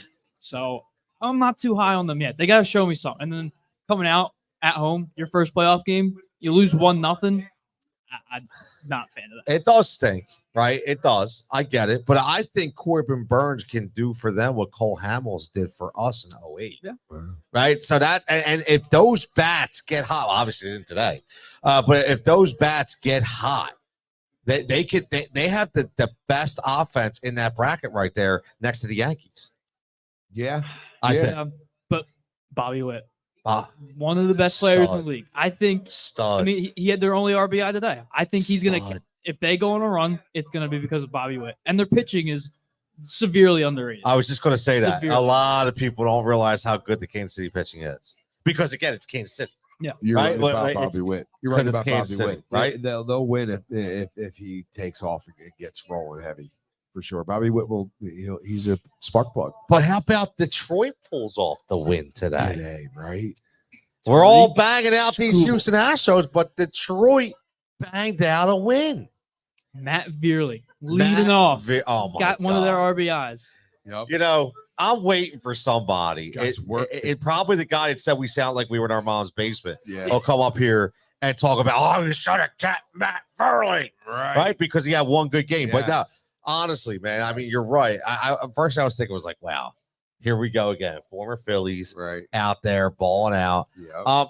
Listen, I will say this, no matter who, obviously we want Red October, but I really think over the last 3 years that the Major League Baseball postseason picture has really turned up a notch. Like, you know, like everybody says the best playoffs in the world are the Stanley Cup, the Stanley Cup playoffs, right? In NHL. Most exciting. It's the longest. But guess what? Baseball is really starting to turn it up, man. It is a different baseball never used to be as exciting. Like, I know you don't go back as much as I do, but it was like when I watched baseball playoffs back in the day, even when we're talking about in the 80s with the Oakland A's, right? When the Oakland A's, their heyday with Dave Stewart on the mound, bro. Like, yes. In the 80s. That was the late 80s, right? The Bash Brothers, right? The earthquake year against the Giants, right? Will the Thrill Clark, by the way. Will the Thrill. What a pretty swing. One of the greatest hitters of all time. But nobody talks about it. Nobody talks about it. We had this conversation weeks ago. Yes, we did. Yes, we did. About it. But now belongs in that conversation. I think it's become so much more exciting because I think the regular season has become more exciting, and it's just bleeding over into the postseason. I'll tell you this: I also think it has to do with the talent through the lineups 1 through 9. You're getting more talented, like squads are more talented overall than they have been in the past. From let's just say 1 through 20. You know what I mean? And I think that has something to do with it. I think that the overall level of talent in the league, unlike what the NFL wanted to do with mediocrity. Yep. This is not. We're putting really good product. They're putting really good product on the field. Yes. You know what the MLB needs to stop doing? What do they do? Stop scheduling weekday playoff games at 2:00 in the afternoon. Exactly. Thanks, brother. Appreciate it. Be safe, pal. Be safe. Thank you. It's ridiculous. I mean, you got I know the Astros. People know them, but you get the Tigers. Tariq Skubal, you're Cy Young, the best pitcher in baseball this year, and you have him 2:30 on a work day. Really? Major League Baseball. They don't Listen care to the about man. their sport. Listen to the man. It's about you want ratings, you want money. Well, how can you make money if people can't watch because they're stuck at work? I mean, how is that a revenue-based system? I think at this point in day and age, everybody's watching if they're at work or they're not. Some way, shape, or form. You watching, think they're listening. They're actually not working. If you like baseball that much, though, if you really like it that, you're gonna find a way to listen to it or watch it somehow. Even if unless you're like out in the field working with your hands or something. But even then, you could have earphones in listening to it. But I go back to when I was a kid and I try and remember, and I don't recall a lot of playoff games back then. There wasn't a lot of day game playoff games, but they also didn't have the wild card, right? They didn't have the network. They didn't have the extra game either. They didn't have the extra network. The playing game, if they had to use that, right? So, Javon checking in to your point with Kansas City. It's all about Reagans, Lugo, and Waka with that quality rotation. I mean, people forget how good of a year Seth Lugo had, right? Former Met, right? Michael Waka, rejuvenated Michael Waka. Former St. Louis Cardinal, Michael Waka. Like, people don't even know who Michael Waka is, right? So I agree. I think people don't look we had this conversation, right? They just look at the name, right? I think everybody thinks the Kansas City Royals, and they look at the Kansas City Royals like this team sucks because the Kansas City Royals. They have no idea. Right? They remember waterfalls, and Bray remember Brian McRae and whoever you want to throw out there, after George Brett. Okay, because they always stunk. The Royals always stunk, and now they are a legitimate team, man. By the way, they're young. I'm going to give you. By the way, you remember this, right? Remember when they went to the World Series, right? So you remember who won them that World Series? Who was the constructor of that team? You remember this? I'm gonna test your knowledge, right? I may not know all 22, but I know George baseball. Brett was still on that team. No. Oh, you're going back. No, we're talking recently, man. Years ago. Yeah. 2015. Yeah, with Mike Mistalkis. I'm not even going Right? to pretend to know who Guess he's a Philly spearheaded guy, is this why I thing. ask. Philly connection. Guess It is knowledge Mike didn't Arbuckle. get- So Mike Arbuckle, who was the architect of of yeah. our team, Uh-huh. right? And got run Thought you were out of talking hold about a on. player actually. He got run out of town Yep. by Ruben Amaro Jr. because there was an ego issue. Okay. And remember what happened? He went to Kansas City and he built them a championship, but because he's an unbelievable scout. And you know who we got stuck with? You remember who we got stuck with out of that deal? No, I don't. Benny Tell me. friggin' Looper. Okay. And you know who who he came from? Who? The Baltimore Orioles. Who? Before they were good, exactly. Who? So we got some stiff from Baltimore, Yep. and Arbuckle goes out there to Kansas City, and look and behold, a lot of the players that you're How seeing right now about that, are from though? Mike Arbuckle. Mike Arbuckle. How about Yes, stud Yeah. executive. Yeah. Doesn't get any credit. Nope. Well, Any he- credit. Well, he just got it tonight. Now, Javon says that extra wild card just spot got it has too. made a difference. Best of 3 to move on.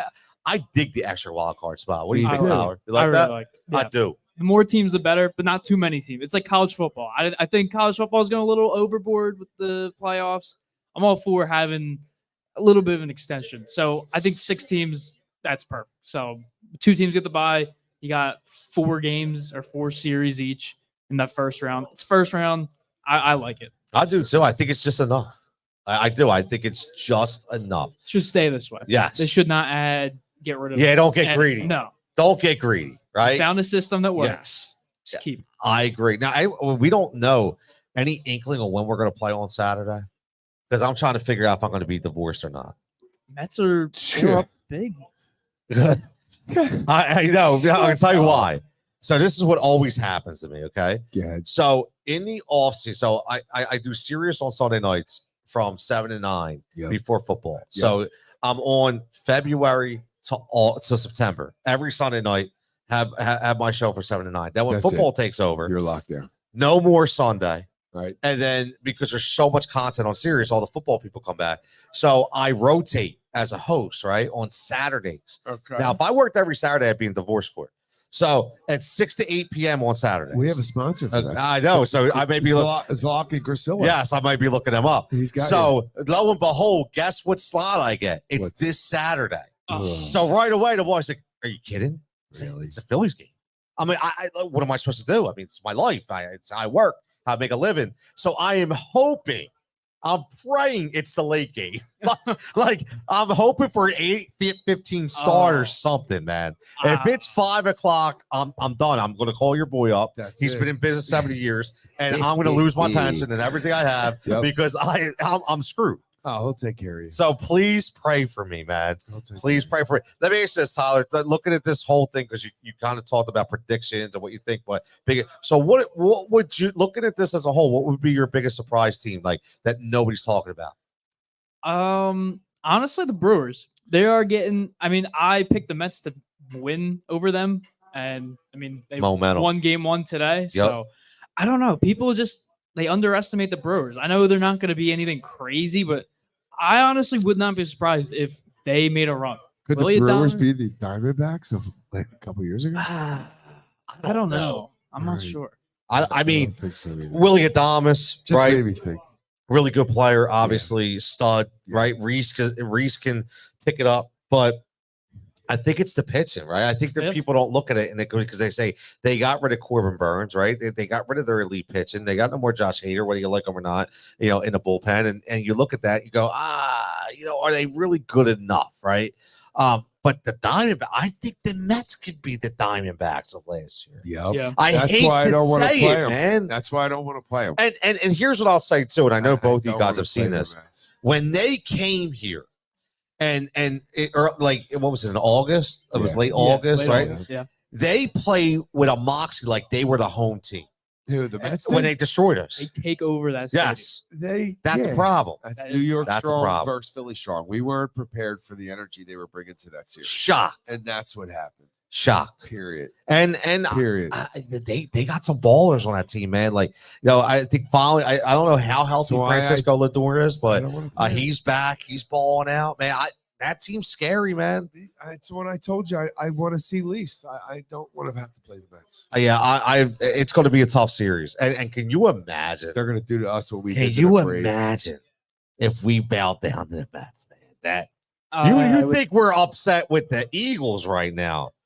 We would be on suicide watch, right? I'd be I'd be in bent. hibernation. Right? I wouldn't be able to Bet. take it. There's no way. There's no way I'd be able God. to take that. And I work with a bunch of New York guys that win daily, and I would course never you hear the do. end of it. ever. Oh, they'd be blowing up my phone with pictures of panda bears and polar bears. Oh, Yeah, my all day long, God. man. All day long. You know, it's a shame. I can't stand Pete Alonso. He's the nicest dude, but I just can't stand. There's certain guys, like my sons will laugh. They're like, Dad, what do you like? I don't know. I just don't like him. I don't like his look. I don't like his attitude. Like, I just don't like him. Right? I You don't like like. him. You know what Wow, bothered me Pete about Alonso Pete Alonso? I'll tell you real fast. What bothered me was the home run derby. Right? When they showed his repertoire and he's walking around with his weights like all day. Like, bro, it's the home run derby. You're not making a living, man. Come on, relax. Like, that's one thing you got. You know what I mean? Like, one thing that's Yeah. am I right? Or am I being a little don't too know. hateful? I think he was just you're being a little Okay. You're being a That's little, okay. You're being a little hateful. Where the Jigsaw nickname comes from, by the way. Jigsaw. Yeah. I gotta bring out the Jigsaw mask in Bring here, it. man. So who's the favorite then, Tyler? Who's the favorite? I think Who it's is the two teams I got, Yankees and Phillies. Because realistically, Oh, out of the NL, I only see two teams getting it out: That would Phillies suck. and the Mets. And in the American League, it's Yankees or Royals. Honestly, I'm not huge on Cleveland. I think the other teams are really good, but they're not good enough, like World Series echelon kind of teams. So I honestly think Phillies, Mets, Yankees. I think it's between them three and the Royals, but I do think Phillies, Yankees. Honestly. Man. Yeah, they are I'm not really- big on the Dodgers at all. All right, They so never come up in big 2009 all situations. over again. Yeah. I'm scared to death of that.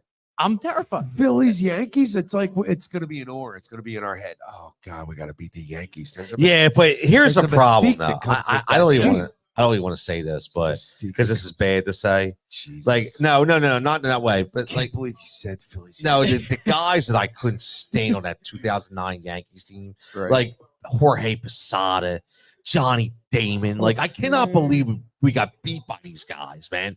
Like, I They- really, they I- were seasoned. at least now it would be Aaron Judge, They were seasoned. Juan Soto. right? Right, who Garrett will be a Philly. Cole. Mark that. Juan Soto is going to be a Philadelphia Philly. I can see it. He will be a Philadelphia Philly. That'd be awesome. I'm telling you, man. They're going to shell out the big bucks That'd again, be awesome. and they're going to put Juan Soto on his team.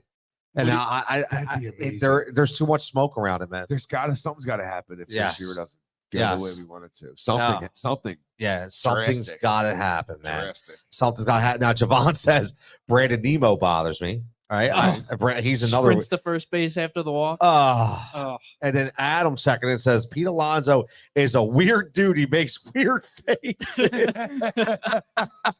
That's what I said. He's a very unlikable guy, man. Like, I don't know what to tell you. Like, and if you ever hear him talk, he's a really nice guy. Like he cares, and I feel really bad when I think about him, but he just bothers me, man.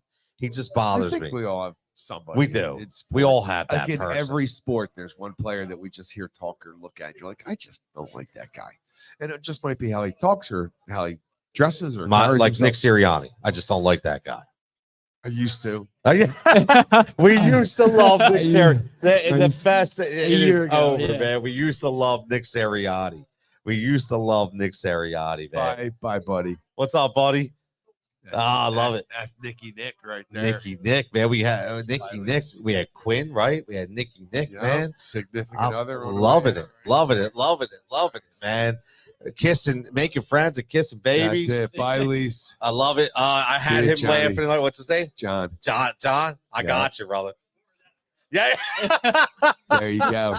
He's so Eh, cool. And that was organic too. That's what was great about it. I didn't even plan that, man. You like that? I haven't Perfect. planned that. That's perfect. I love it. My favorite pastime is busting on Frank. They all love it. I love it, man. I love it. Who cares about baseball? Oh. It's busting on groups. I deserve it I all. love- I deserve it all. I love it. deserve it all. I love it, man. I That's love my it. But pick. listen, man, we're gonna take a break. We're gonna take a 5-minute break. and finish up before we go. So we'll be right back here in 5, right here from Pikes Pub. Sweet. Or Pikes Pub, from Richboro Pub. Richboro Pub. Too many pubs, man. Jesus. Too many pubs. We had a late night. All It's all right. good. All right, we'll Attaboy. be back.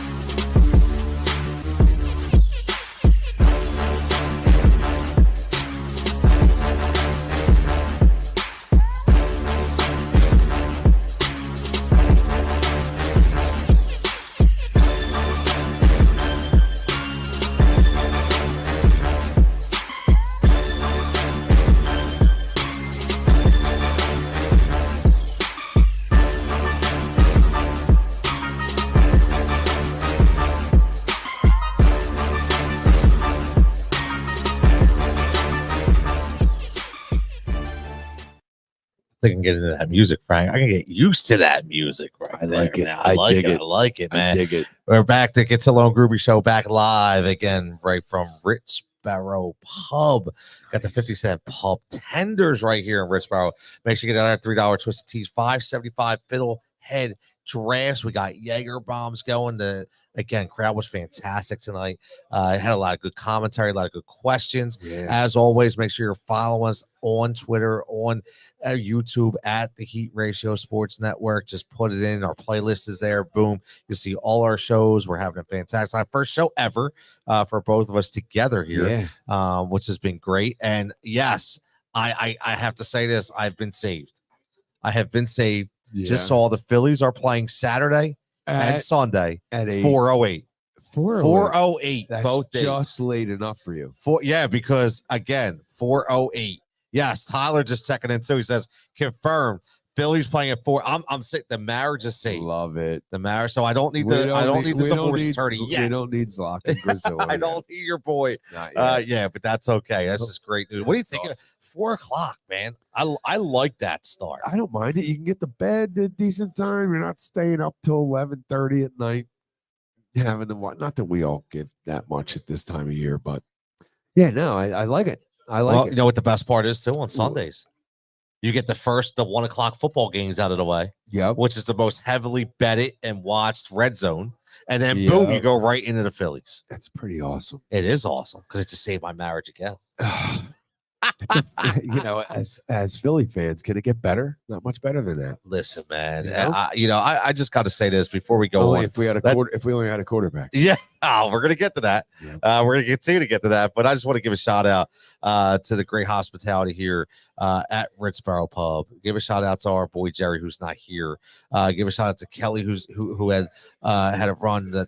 One of the managers here is fantastic, getting the internet working for us, getting the table set up, making sure everything is good and proper. It's been fantastic. We're gonna be doing this every Tuesday. Just every Tuesday, not just here.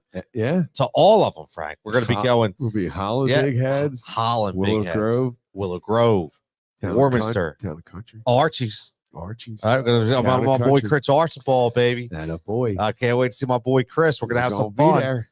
5 weeks, every 5 weeks. So every fifth Tuesday, we'll be here. Yep. Okay. We'll be here every 5th Tuesday. So home base. Yes. And if you go, again, here's the thing, make sure I tell everybody, man, this is a whole Big Heads establishment family. So make sure that you're following not just them on Facebook, but make sure you're following all other 4 of those establishments as well.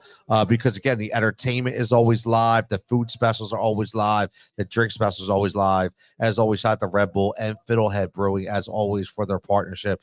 We're just having a blast, man. We're just having some fun. Trying to bring some new stuff. Yeah, boy. Right. It's a little new flavor, right? Yeah, we had some juice earlier. We had some people coming up. Yes. Stirring some shit up. And listen, man, having a little fun. Yeah, and again, it's like anything, Frank, and you know this as well as I do. I do a lot of events for PR on the weekend, and whenever I do these events, right, the last hour is always like the wind down hour, right? People are going strong for that first and second hour, and then it winds down. Look at that, right on. Look at that, right on cue. Look at the pub tenders, right on cue, man. Go. That is front doors. Take it. Put them up, Frank. Look at those things, man. Look at that. Look, 50-cent pub tenders, bro. You can't beat that. Some chunks in the blue cheese, real blue cheese. Make sure you're getting over here in Bucks County, right next to the CVS, right here, right next to the CVS. And we gotta love it. We gotta love it, man. Can't miss it. Yeah, you can't miss it. But Frank, I will say this: we had a ton. Just to rehash a little bit. Yeah. We got into a ton of talk tonight. But the one thing we didn't touch on is we didn't touch on the hockey team. And we had a big hockey audience last night online. Okay, big hockey audience. Okay. And people were checking in with me like, man, it was so cool. You were talking about the Flyers. And again, full transparency, I'm not a huge hockey guy, right? Okay. But I did say that with this new regime that I'm starting to get excited again. I'm getting revitalized, right? And I think that's what they've been doing, right? For sure. I mean, you got Briere, you got Jonesy there now, right? I mean, so that's given a lot more excitement for this season. But the Flyers have not done. The fans of the Flyers, they're such staunch followers that Yes. it does not matter if they feel they're putting in the effort to put the best team out there or not. I ultimately think that they try, but they have missed so much in the last 13, 14 years that they have, they put themselves in a situation where like, where have they been? Where are you guys?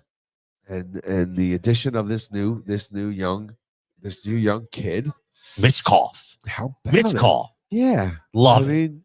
mean, some of these people are talking about this kid being, the best player we've had since Eric Lindros, Which it would be huge. different type of player, but still, we'll see. I mean, they're young in a lot of spots, and we're gonna have to see. Are they gonna, it's his third year of Tortorella being here, fourth year. Torts, man, you talked about it. Ain't no nonsense guy. Yeah, I mean, so is he going to get through to everybody? Is it going to be a breakthrough season for a couple of the guys, 4 or 5 or 6 of the guys that have been there now and been under his system? Are they going to forward that and push that through to the rest of these guys and these young guys and keep that mentality? We hope so. I hope so. Now, I think he has an advantage now, right? And I think one of the advantages of Torts is the younger team, right? And I say that because obviously, when you get a big veteran leader team and you get a big veteran, veteran presence, sometimes they don't always buy in, right? They're stuck in their ways, right? And he's able to mold these young guys into his players. And I think that's big. Like guys like Travis Konechny, right? That is a huge element that people are not seeing. And you talk about the Flyers fan base, man. Like I'll tell you, I know we all agree, but that is a different fan base. Way different. Yeah, you hear boos down there, but like you do at every Philadelphia sporting event. But these guys, I just don't understand how they continue to follow so just blindly. Yeah, man, they're so passionate. We've not done anything in such a long time. Adam thinks the Flyers make the playoffs this year and make a nice run. So Adam's all in on the orange and black, man, and I like it. I do. I like it. I like it too. I do. We just need to actually make it happen and get there. Well, the thing is, I can say this. It's almost the way I attribute to everything that's going on with the Sixers. And when I said I'm starting to buy in again, I'm starting to get excited. And I think people are getting excited because that, everybody's so focused on the Phillies. Everybody's so focused on the Eagles. Yeah. That it's good territory for these two teams. Right. Even though, Flyers and Bruins, by the way, are tied at 1 preseason. Well, I saw that. I like that. In preseason game, Konechny scored tonight. TK, right? Yep. Mitchkoff with the assist. Yep. Already getting involved. Love it. Let me ask you this. I like this. And let's talk about this for a second. Like when you talk about this young kid, isn't it amazing? Like think back in the day, right? And it doesn't just have to be in Philadelphia, where a player made you tune in. And what I mean, not a player that not a guy like a Barry Bonds or Albert Pujols, right? I'm just saying a young Scott player, right? Were they guys that made you tune in to see what they want to see? Those guys. You talk baseball, it just took me there, but the guy in Pittsburgh this year for baseball, Skeens. Yep. Right. I'm sure there's people checking in just because of him, right? Exactly. There's tons of players you go back in the day. Adam said Sidney Crosby, even though we're not supposed to like Sidney Crosby. But that doesn't matter, man. I'm all in on Sidney a little Crosby. Different. That's kind of like a respect thing of players. Yes, 100%. You tune in for Sidney Crosby, right? Back in the day, for sure. We were talking about goalie talk last night, right? Dominic Hasek. He's a guy you tuned in to see. Patrick Waugh, right? These are guys because you got to watch greatness. You got to watch greatness. Those players are great players, and I think as Philly fans, we appreciate that. Yes, we do. So even though our team might not be there, we'll still watch because we appreciate the players that are playing. Oh, tied up. This was a nice goal from the other night. I'm watching. I'm trying to find out a couple statistics, and I'm going through the Twitter feed right now. And it was a nice goal, man. It was a really, really, really nice goal. And you know, here's the thing about the Flyers, man. Like, really, like, there's nothing that they can do to go backwards, in my opinion. Like, everything, they've already hit ground zero when they changed up the team and they brought in Jonesy and Briere, and they decided to go finally in a different path by not you know, bringing a Flyer guy. I mean, right? we've only been in the playoffs one time in the last 6 years. Oof. That's bad, man. That's bad. Yeah, So you can only go up right now, completely. right? You can only go up. Completely. And then we, you know, Briere now in his second year, right? Wasn't he first last year put into that position? I'm pretty sure it's his second year there. And they brought Jonesy in. So you would hope that things would change. You would hope that because we have these guys who were Jonesy, you know, not necessarily by his talent makes him a great GM or It's just front office guy. Yeah. But his hockey acumen. correct. Right? I like that word. You took it out of my Like mouth. that? You like that word? You took it out of my I mouth. like acumen. You took it out of my mouth. But yeah, 100%. Yeah, He knows you're spot, and he's a people person. He loves. I sat and had a couple beers with him up in New Hope one day. Yeah, Jones is a good dude, man. Yep. Yeah, Walked in. yep. He was sitting there. I sat down a couple seats away, started talking. He waved me over.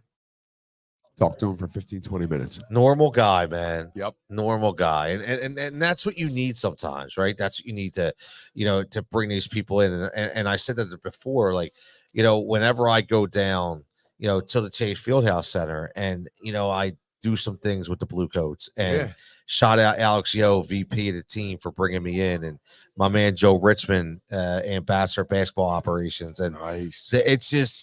It's a family, man. Like when you get in there, like, you know, Jameer Nelson coming up, just giving you the time of day. Like, you know, nobody snubs you, man. Like it is a team atmosphere. And Frank, that goes a long way. I mean, especially when you're dealing with young kids. For sure. You know, and it takes a while. We talk about Torts. Is he going to, you know, get these kids to finally buy in? Some of them have been here a couple of years, and we've even gotten younger this year. But, you know, we'll have to see. We'll have to see. And the improvement, like last year, he didn't see the improvement in the team that he wanted to see. He was still talking about growth and being able to be able to play under stressful situations and pressure situations. And he said right at the end of the year, we're still, because we had a shot right down in the last couple of games of making the playoffs. And we just, I don't know, is it inner fortitude or is it talent or is it just a combination? Oh, you said inner fortitude. I like that. Inner fortitude. I like fortitude. I do. Toughness, heart, yep. desire. Because I used to love when I know you're not a wrestling guy, but these freaking things are amazing, by the way. But right, the pike pub, the pub tenders, whatever. I'm getting all tongue tied tonight. That's okay. The pub tenders. Yeah. What is that? Yeah. Like a hot sauce on there or something? It's a little hot sauce. All right. All right. And I bet there's blue cheese tossed in with the hot sauce. That's what it is. That's what it is. That's what it is. All I know is I had some fried pickles earlier and some wings, and they were fantastic. San Diego up 2-0 already. Patrick Waugh and Marty Brodeur. We're checking in with between the pipes, man. Martin Brodeur. Arguably the best ever. Marty Brodeur. Really? Arguably. Okay. Yep. You don't think he's in that conversation? Oh, he's definitely. Yeah. Listen, my knowledge isn't that deep, but but Marty Brodeur, man, the Devils, right? Yeah. He just unbelievable. He was a steady force, man. He's the reason we couldn't get out of the East. Yes, he was the reason. And Scott Stevens, killing Eric Lindros. He killed Lindros. Killed him. Yo, he and then Lindros came back, and then that next time, what a sad end to a career. Yeah, man. Eric Lindros. Concussion after concussion. Tua going through the same thing now. Yes. Marty has. Adam checking this. Marty has the most wins and most shutouts. By the way, interesting. And that stuff I would never know. Well, you were younger. Yeah. Well, I Early do 90s. remember watching that Devils team. Mid 90s. Right. Yeah. Was Nicholas Lidstrom on that team? Yep. Okay.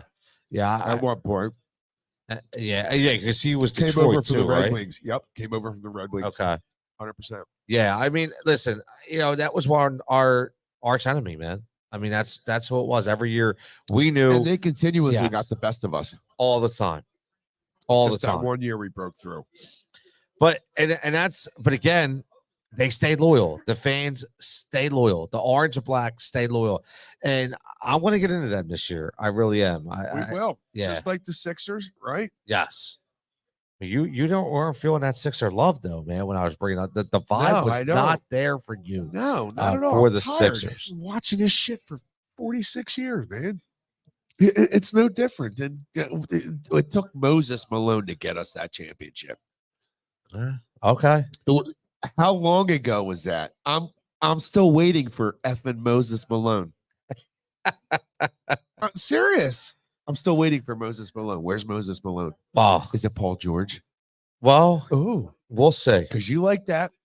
I do. I think this is their best shot. I originally my best shot was with Jimmy Butler.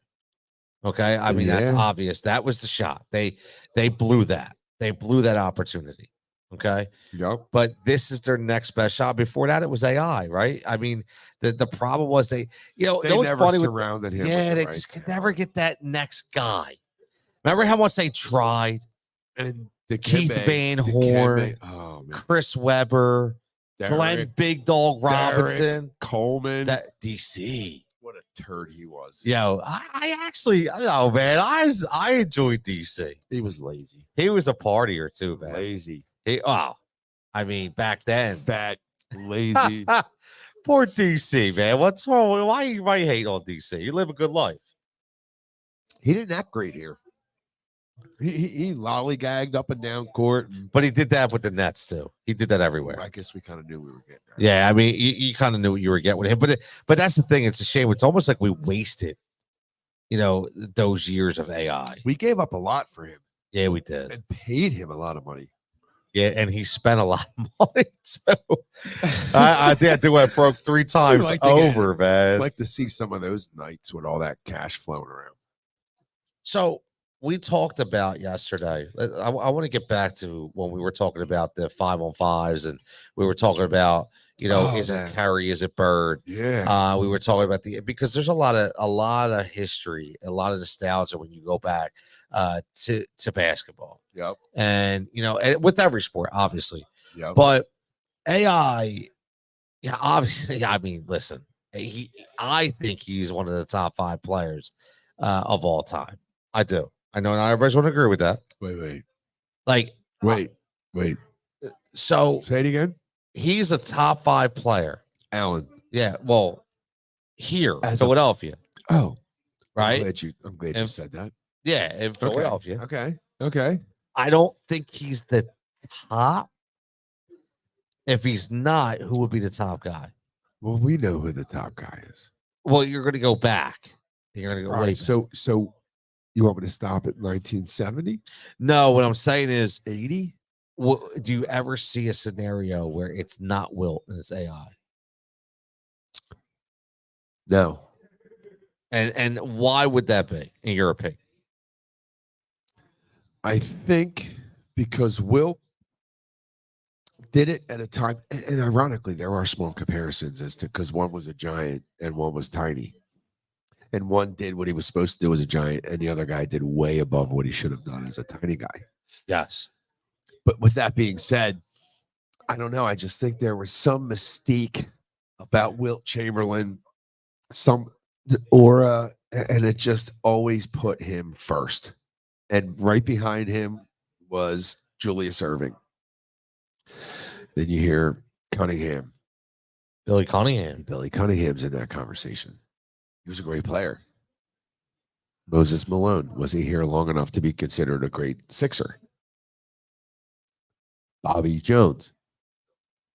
So there's a lot of these guys that you can throw into that conversation. Allen Iverson absolutely could, and people may laugh when I say this. I'm crazy I'm even saying it out loud. I think he could be second Oh, I And Doc, 100. and Doc would be third. I agree. You do. 100%, man. And he and did again, stuff that well, here's the thing too. Think about, we talk about being blessed and he being was lucky. He was 5'10". He wasn't 6 foot. No, he definitely wasn't 6 foot.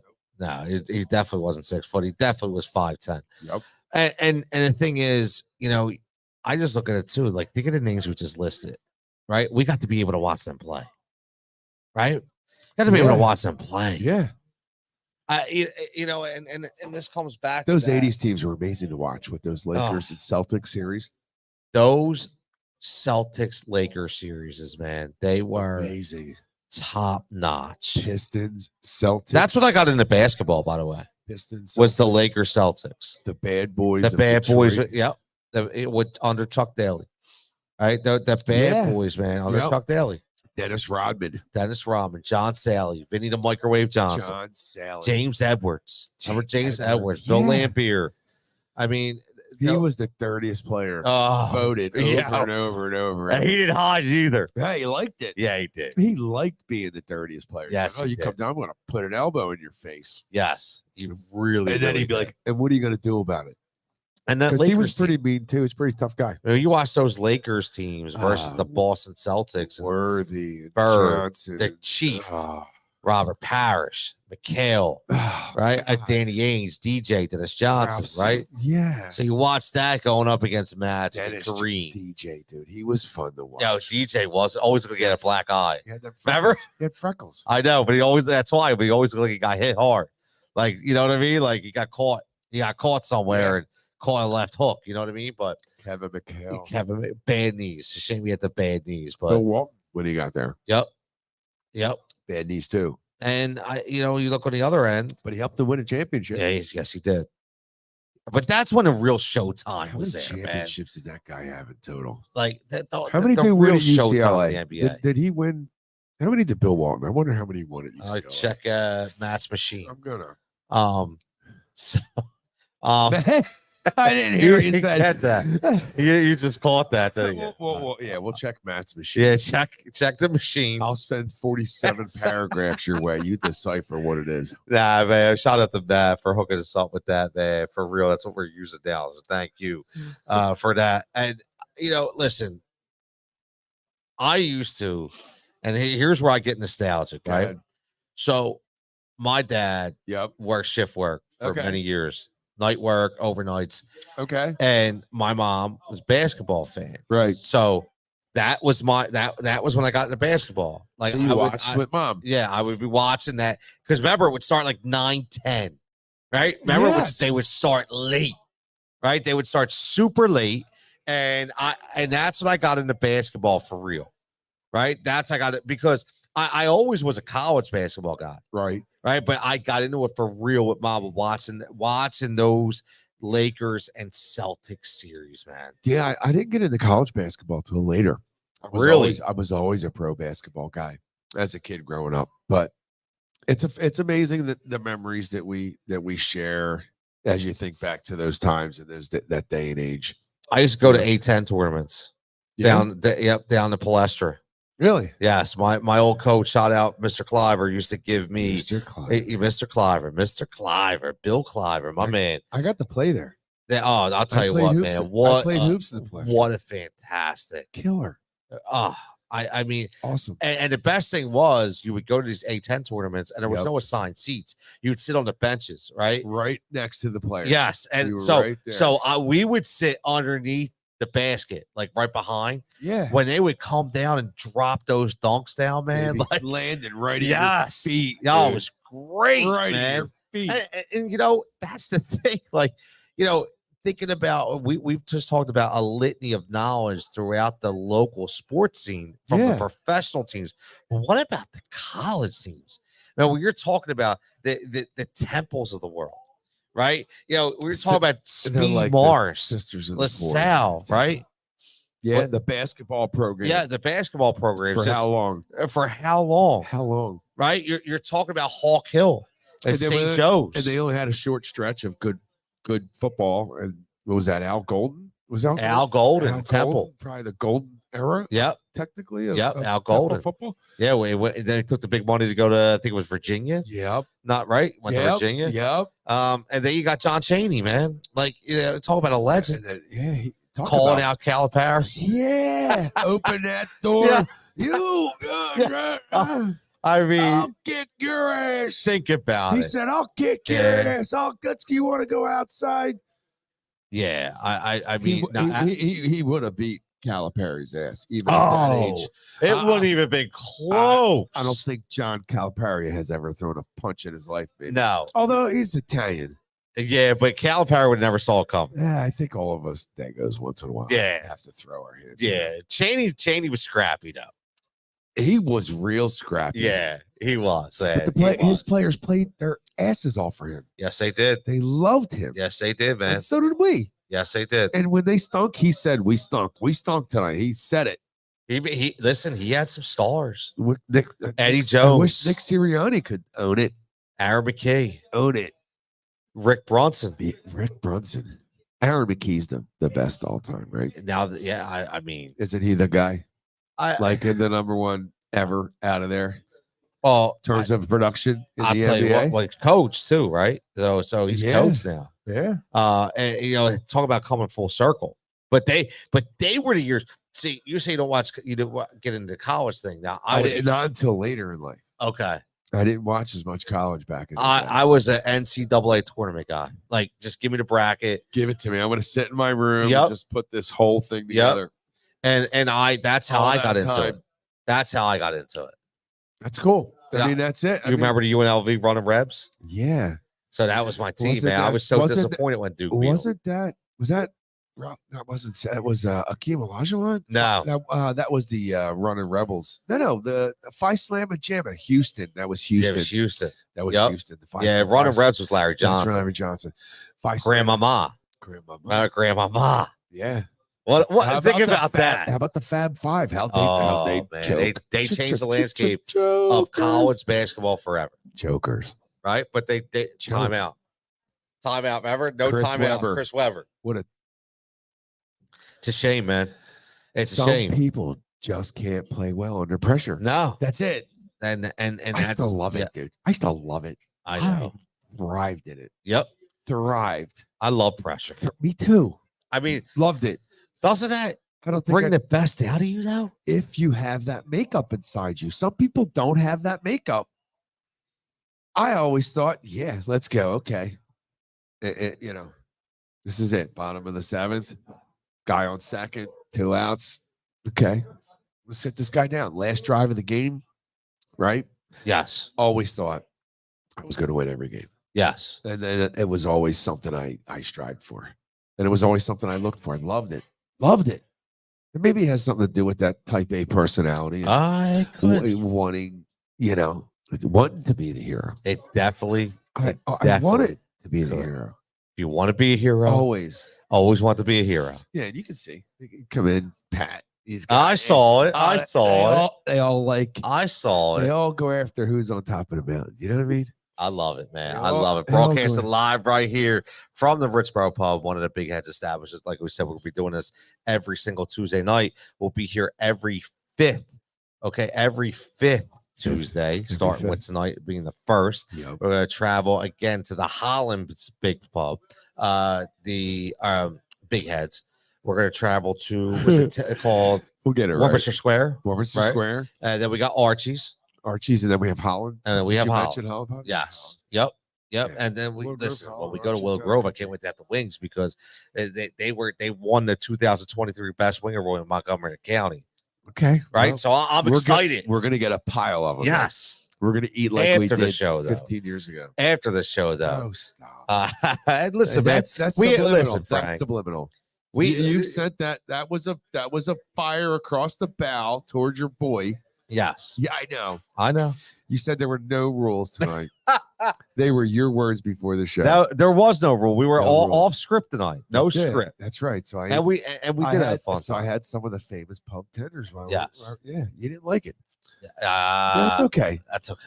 My professionalism isn't quite up to snuff with yours. Considering I've been doing this for 6 weeks, I think I get a curve here. Has it been 6 weeks? Like 8, maybe 7, 6 Ain't that weeks. now. crazy. Think about that. I think there's a learning curve, huh? Yeah, but I see guys on TV doing this, and someone will come up. Oh, you got to try this, and they take a bite. Come on, kid. Come on. oh man, let me tell you. I don't know. All I know is I'm gonna take you out of all your comfort zones. No, listen, man, we had a great time tonight, man. I love it. We had a bunch of people here, family, Everybody friends, which was great. It was great, dude. Coming out to support. A lot of people checking in online. It was awesome. Obviously, and that's the other element to this, man. Like, I tell people that all the time.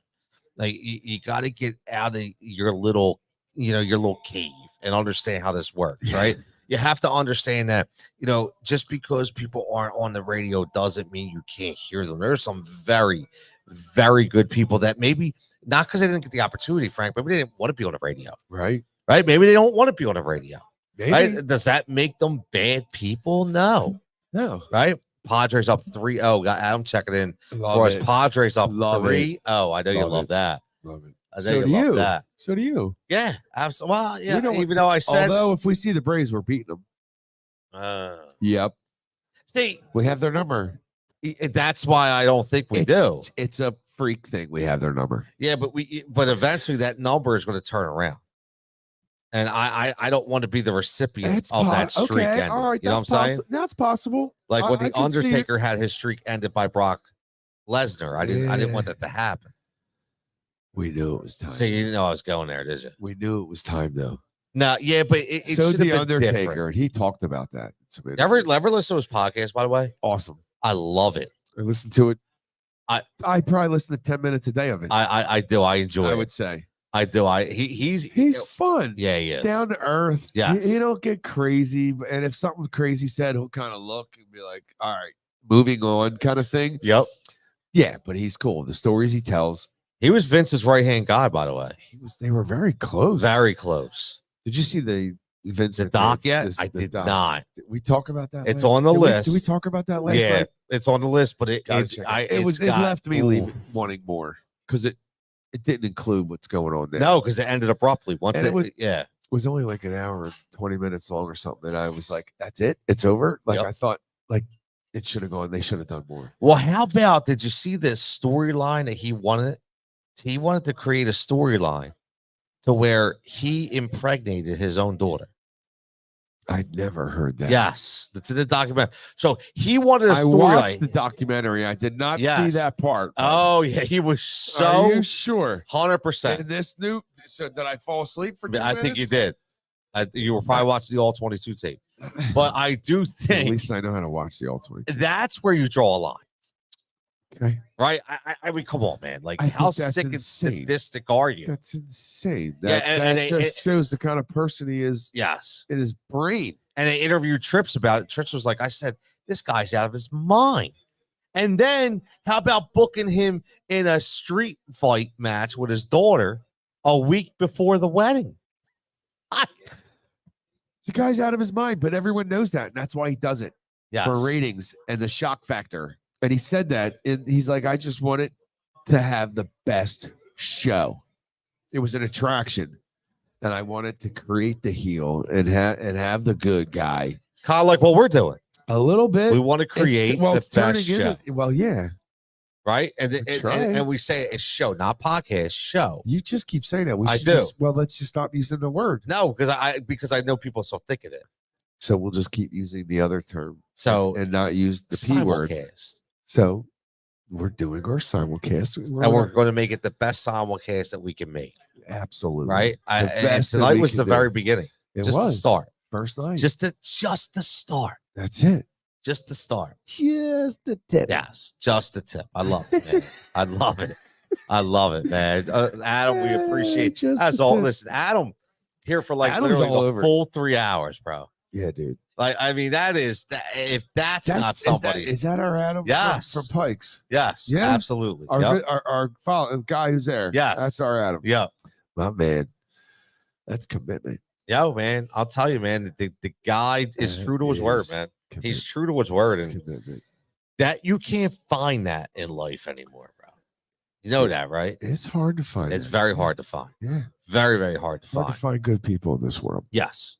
100%. But listen, man, we're gonna wrap this up. Damn, it's over already. Yeah, man. We had to listen. We're getting ready to wrap this up. We had a fantastic night. It's awesome.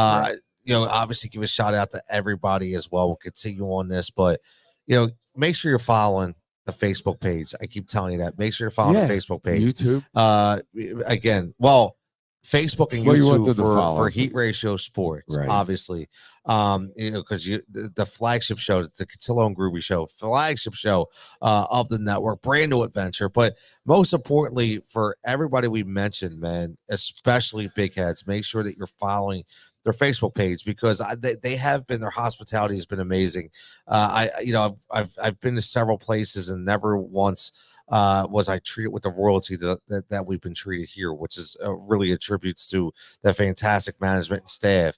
And I was here on Friday, full transparency, just trying to see. I was here with my wife eating dinner. Shout out to Kelly for getting what we needed. I mean, it was a big deal, man. If we didn't get that cord, Frank, we would have been running 200-foot cable all the way to the back to try to get this to be recording live at the same time. We'd have done it though for the we would have definitely done it, but that definitely he saved us. Yes, 100%, man.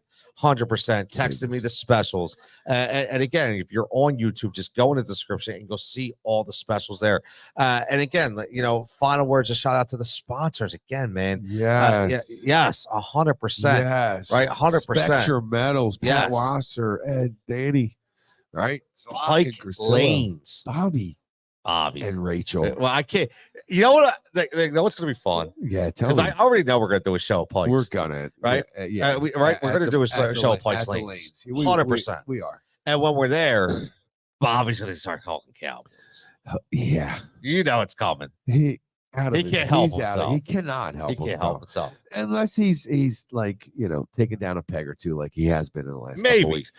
That's the only time that you'll see him subdued in terms of conversation. But if they're winning and they're doing good, Bobby's gonna let you know. Oh yeah, he's gonna do it like this. Told you. And he's gonna be like, I told you. I watched the real football. Told you. I watched the real. Can we talk about the Yeah. real football? Yeah. Oh yeah, with the round ball. Yeah, Let's man. talk about the real football. Yeah, exactly. But man, this is. Oh, look at this. Adam says he will be at Pikes on Monday and at the pub. Okay, the pub next week, where we'll be on Tuesday. Yeah. So he's following, man. He's the man. Yeah. And It's killer. listen, man. What can I say? Yeah, it's all right. What can I say? He's a Tony fan. He's been your guy. Listen, for a little bit of a while you now. get the followers, Yeah. and it's cool, man. It's awesome. It's really, really cool. Something that It's cool. I'm very Tyler excited it's about. cool. Tyler was So saying that. next week, just so everybody knows, we're at Archie's next week. Okay. So we'll be next Tuesday. We'll be at Archie's. Town and Country. Yeah, Town and Country. County line Windsor, and right off of Newtown Road. right off of Caroline Road. Right off of Caroline Road. County line and Newtown Yes. And then on such Ted 10:15, you we're at always. Warminster Square. Yep. And then 10:22, we're going to be in Holland. Road. Yeah. And then we finish the month on the 29th. We at got Willow some Grove. guests coming. I got some people lined up. Oh, and I will say this, just so I'm glad you said that, Frank, because that will be a theme of this show. Because this, when you first do an event at a live location, you have to feel it out, right? We want to feel it out. We want to make sure get our feet well. What's this going to be about? We will have guests here, whether they be in person or live stream. Okay, they will be here. Yeah. I have some fantastic beat writers that I love to get on. I consistently like to get on for the covers of all four sports, Nice. which will be fantastic. But not just Yeah, we'll that. get a couple in here. I'm gonna get some guys Yeah. in here. Sit We're on gonna get some camera with local us. people. Yep, couple high school coaches. Yes. I got a current Phillies scout. We're gonna bring on talk a little bit about love that, man. the farm system of the Phillies. Rhymes with Purdy in San Francisco, I think. But It is actually Purdy. Jack Purdy. I love it, man. Yeah. I love it. Amazing baseball mind. Yeah, and see that's Kind of what I guy you like. could sit and Different, talk to. right? Tells you stories. The guy has stories going back and they're just all good stories about where he learned the technique. Well, we'll get into that later. Yeah, absolutely. into But that. listen, we're gonna get out of here. Everybody have a fantastic evening. Get home safe. Thank you, everybody. Everybody for the 113 people that checked in online. We really Sweet. appreciate it, which was Sweet. amazing. Did see our boy David from Cedar Hill, Texas. So I'm shocked tonight. I'm gonna get that Yeah, David from right. Cedar Hill, man. He must have been. I don't know what's going on. Maybe it's a bad night for him. It's the first night he's not checked. Yeah, in I on know. one of It's our shows. crazy. Let's make sure we're gonna Right? take a pulse and make sure he's okay. Maybe he's working. Yeah, he could be working. I don't know. He could be working. Nick Yes. Sirianni should be working. Well, Jalen Hurts should yes. be looking at tape and learn how to read. On that defense. note, before we get a little too crazy, we're gonna have a Oh, man. fantastic evening. The Cutillo and Grube Show A little bit. is going away.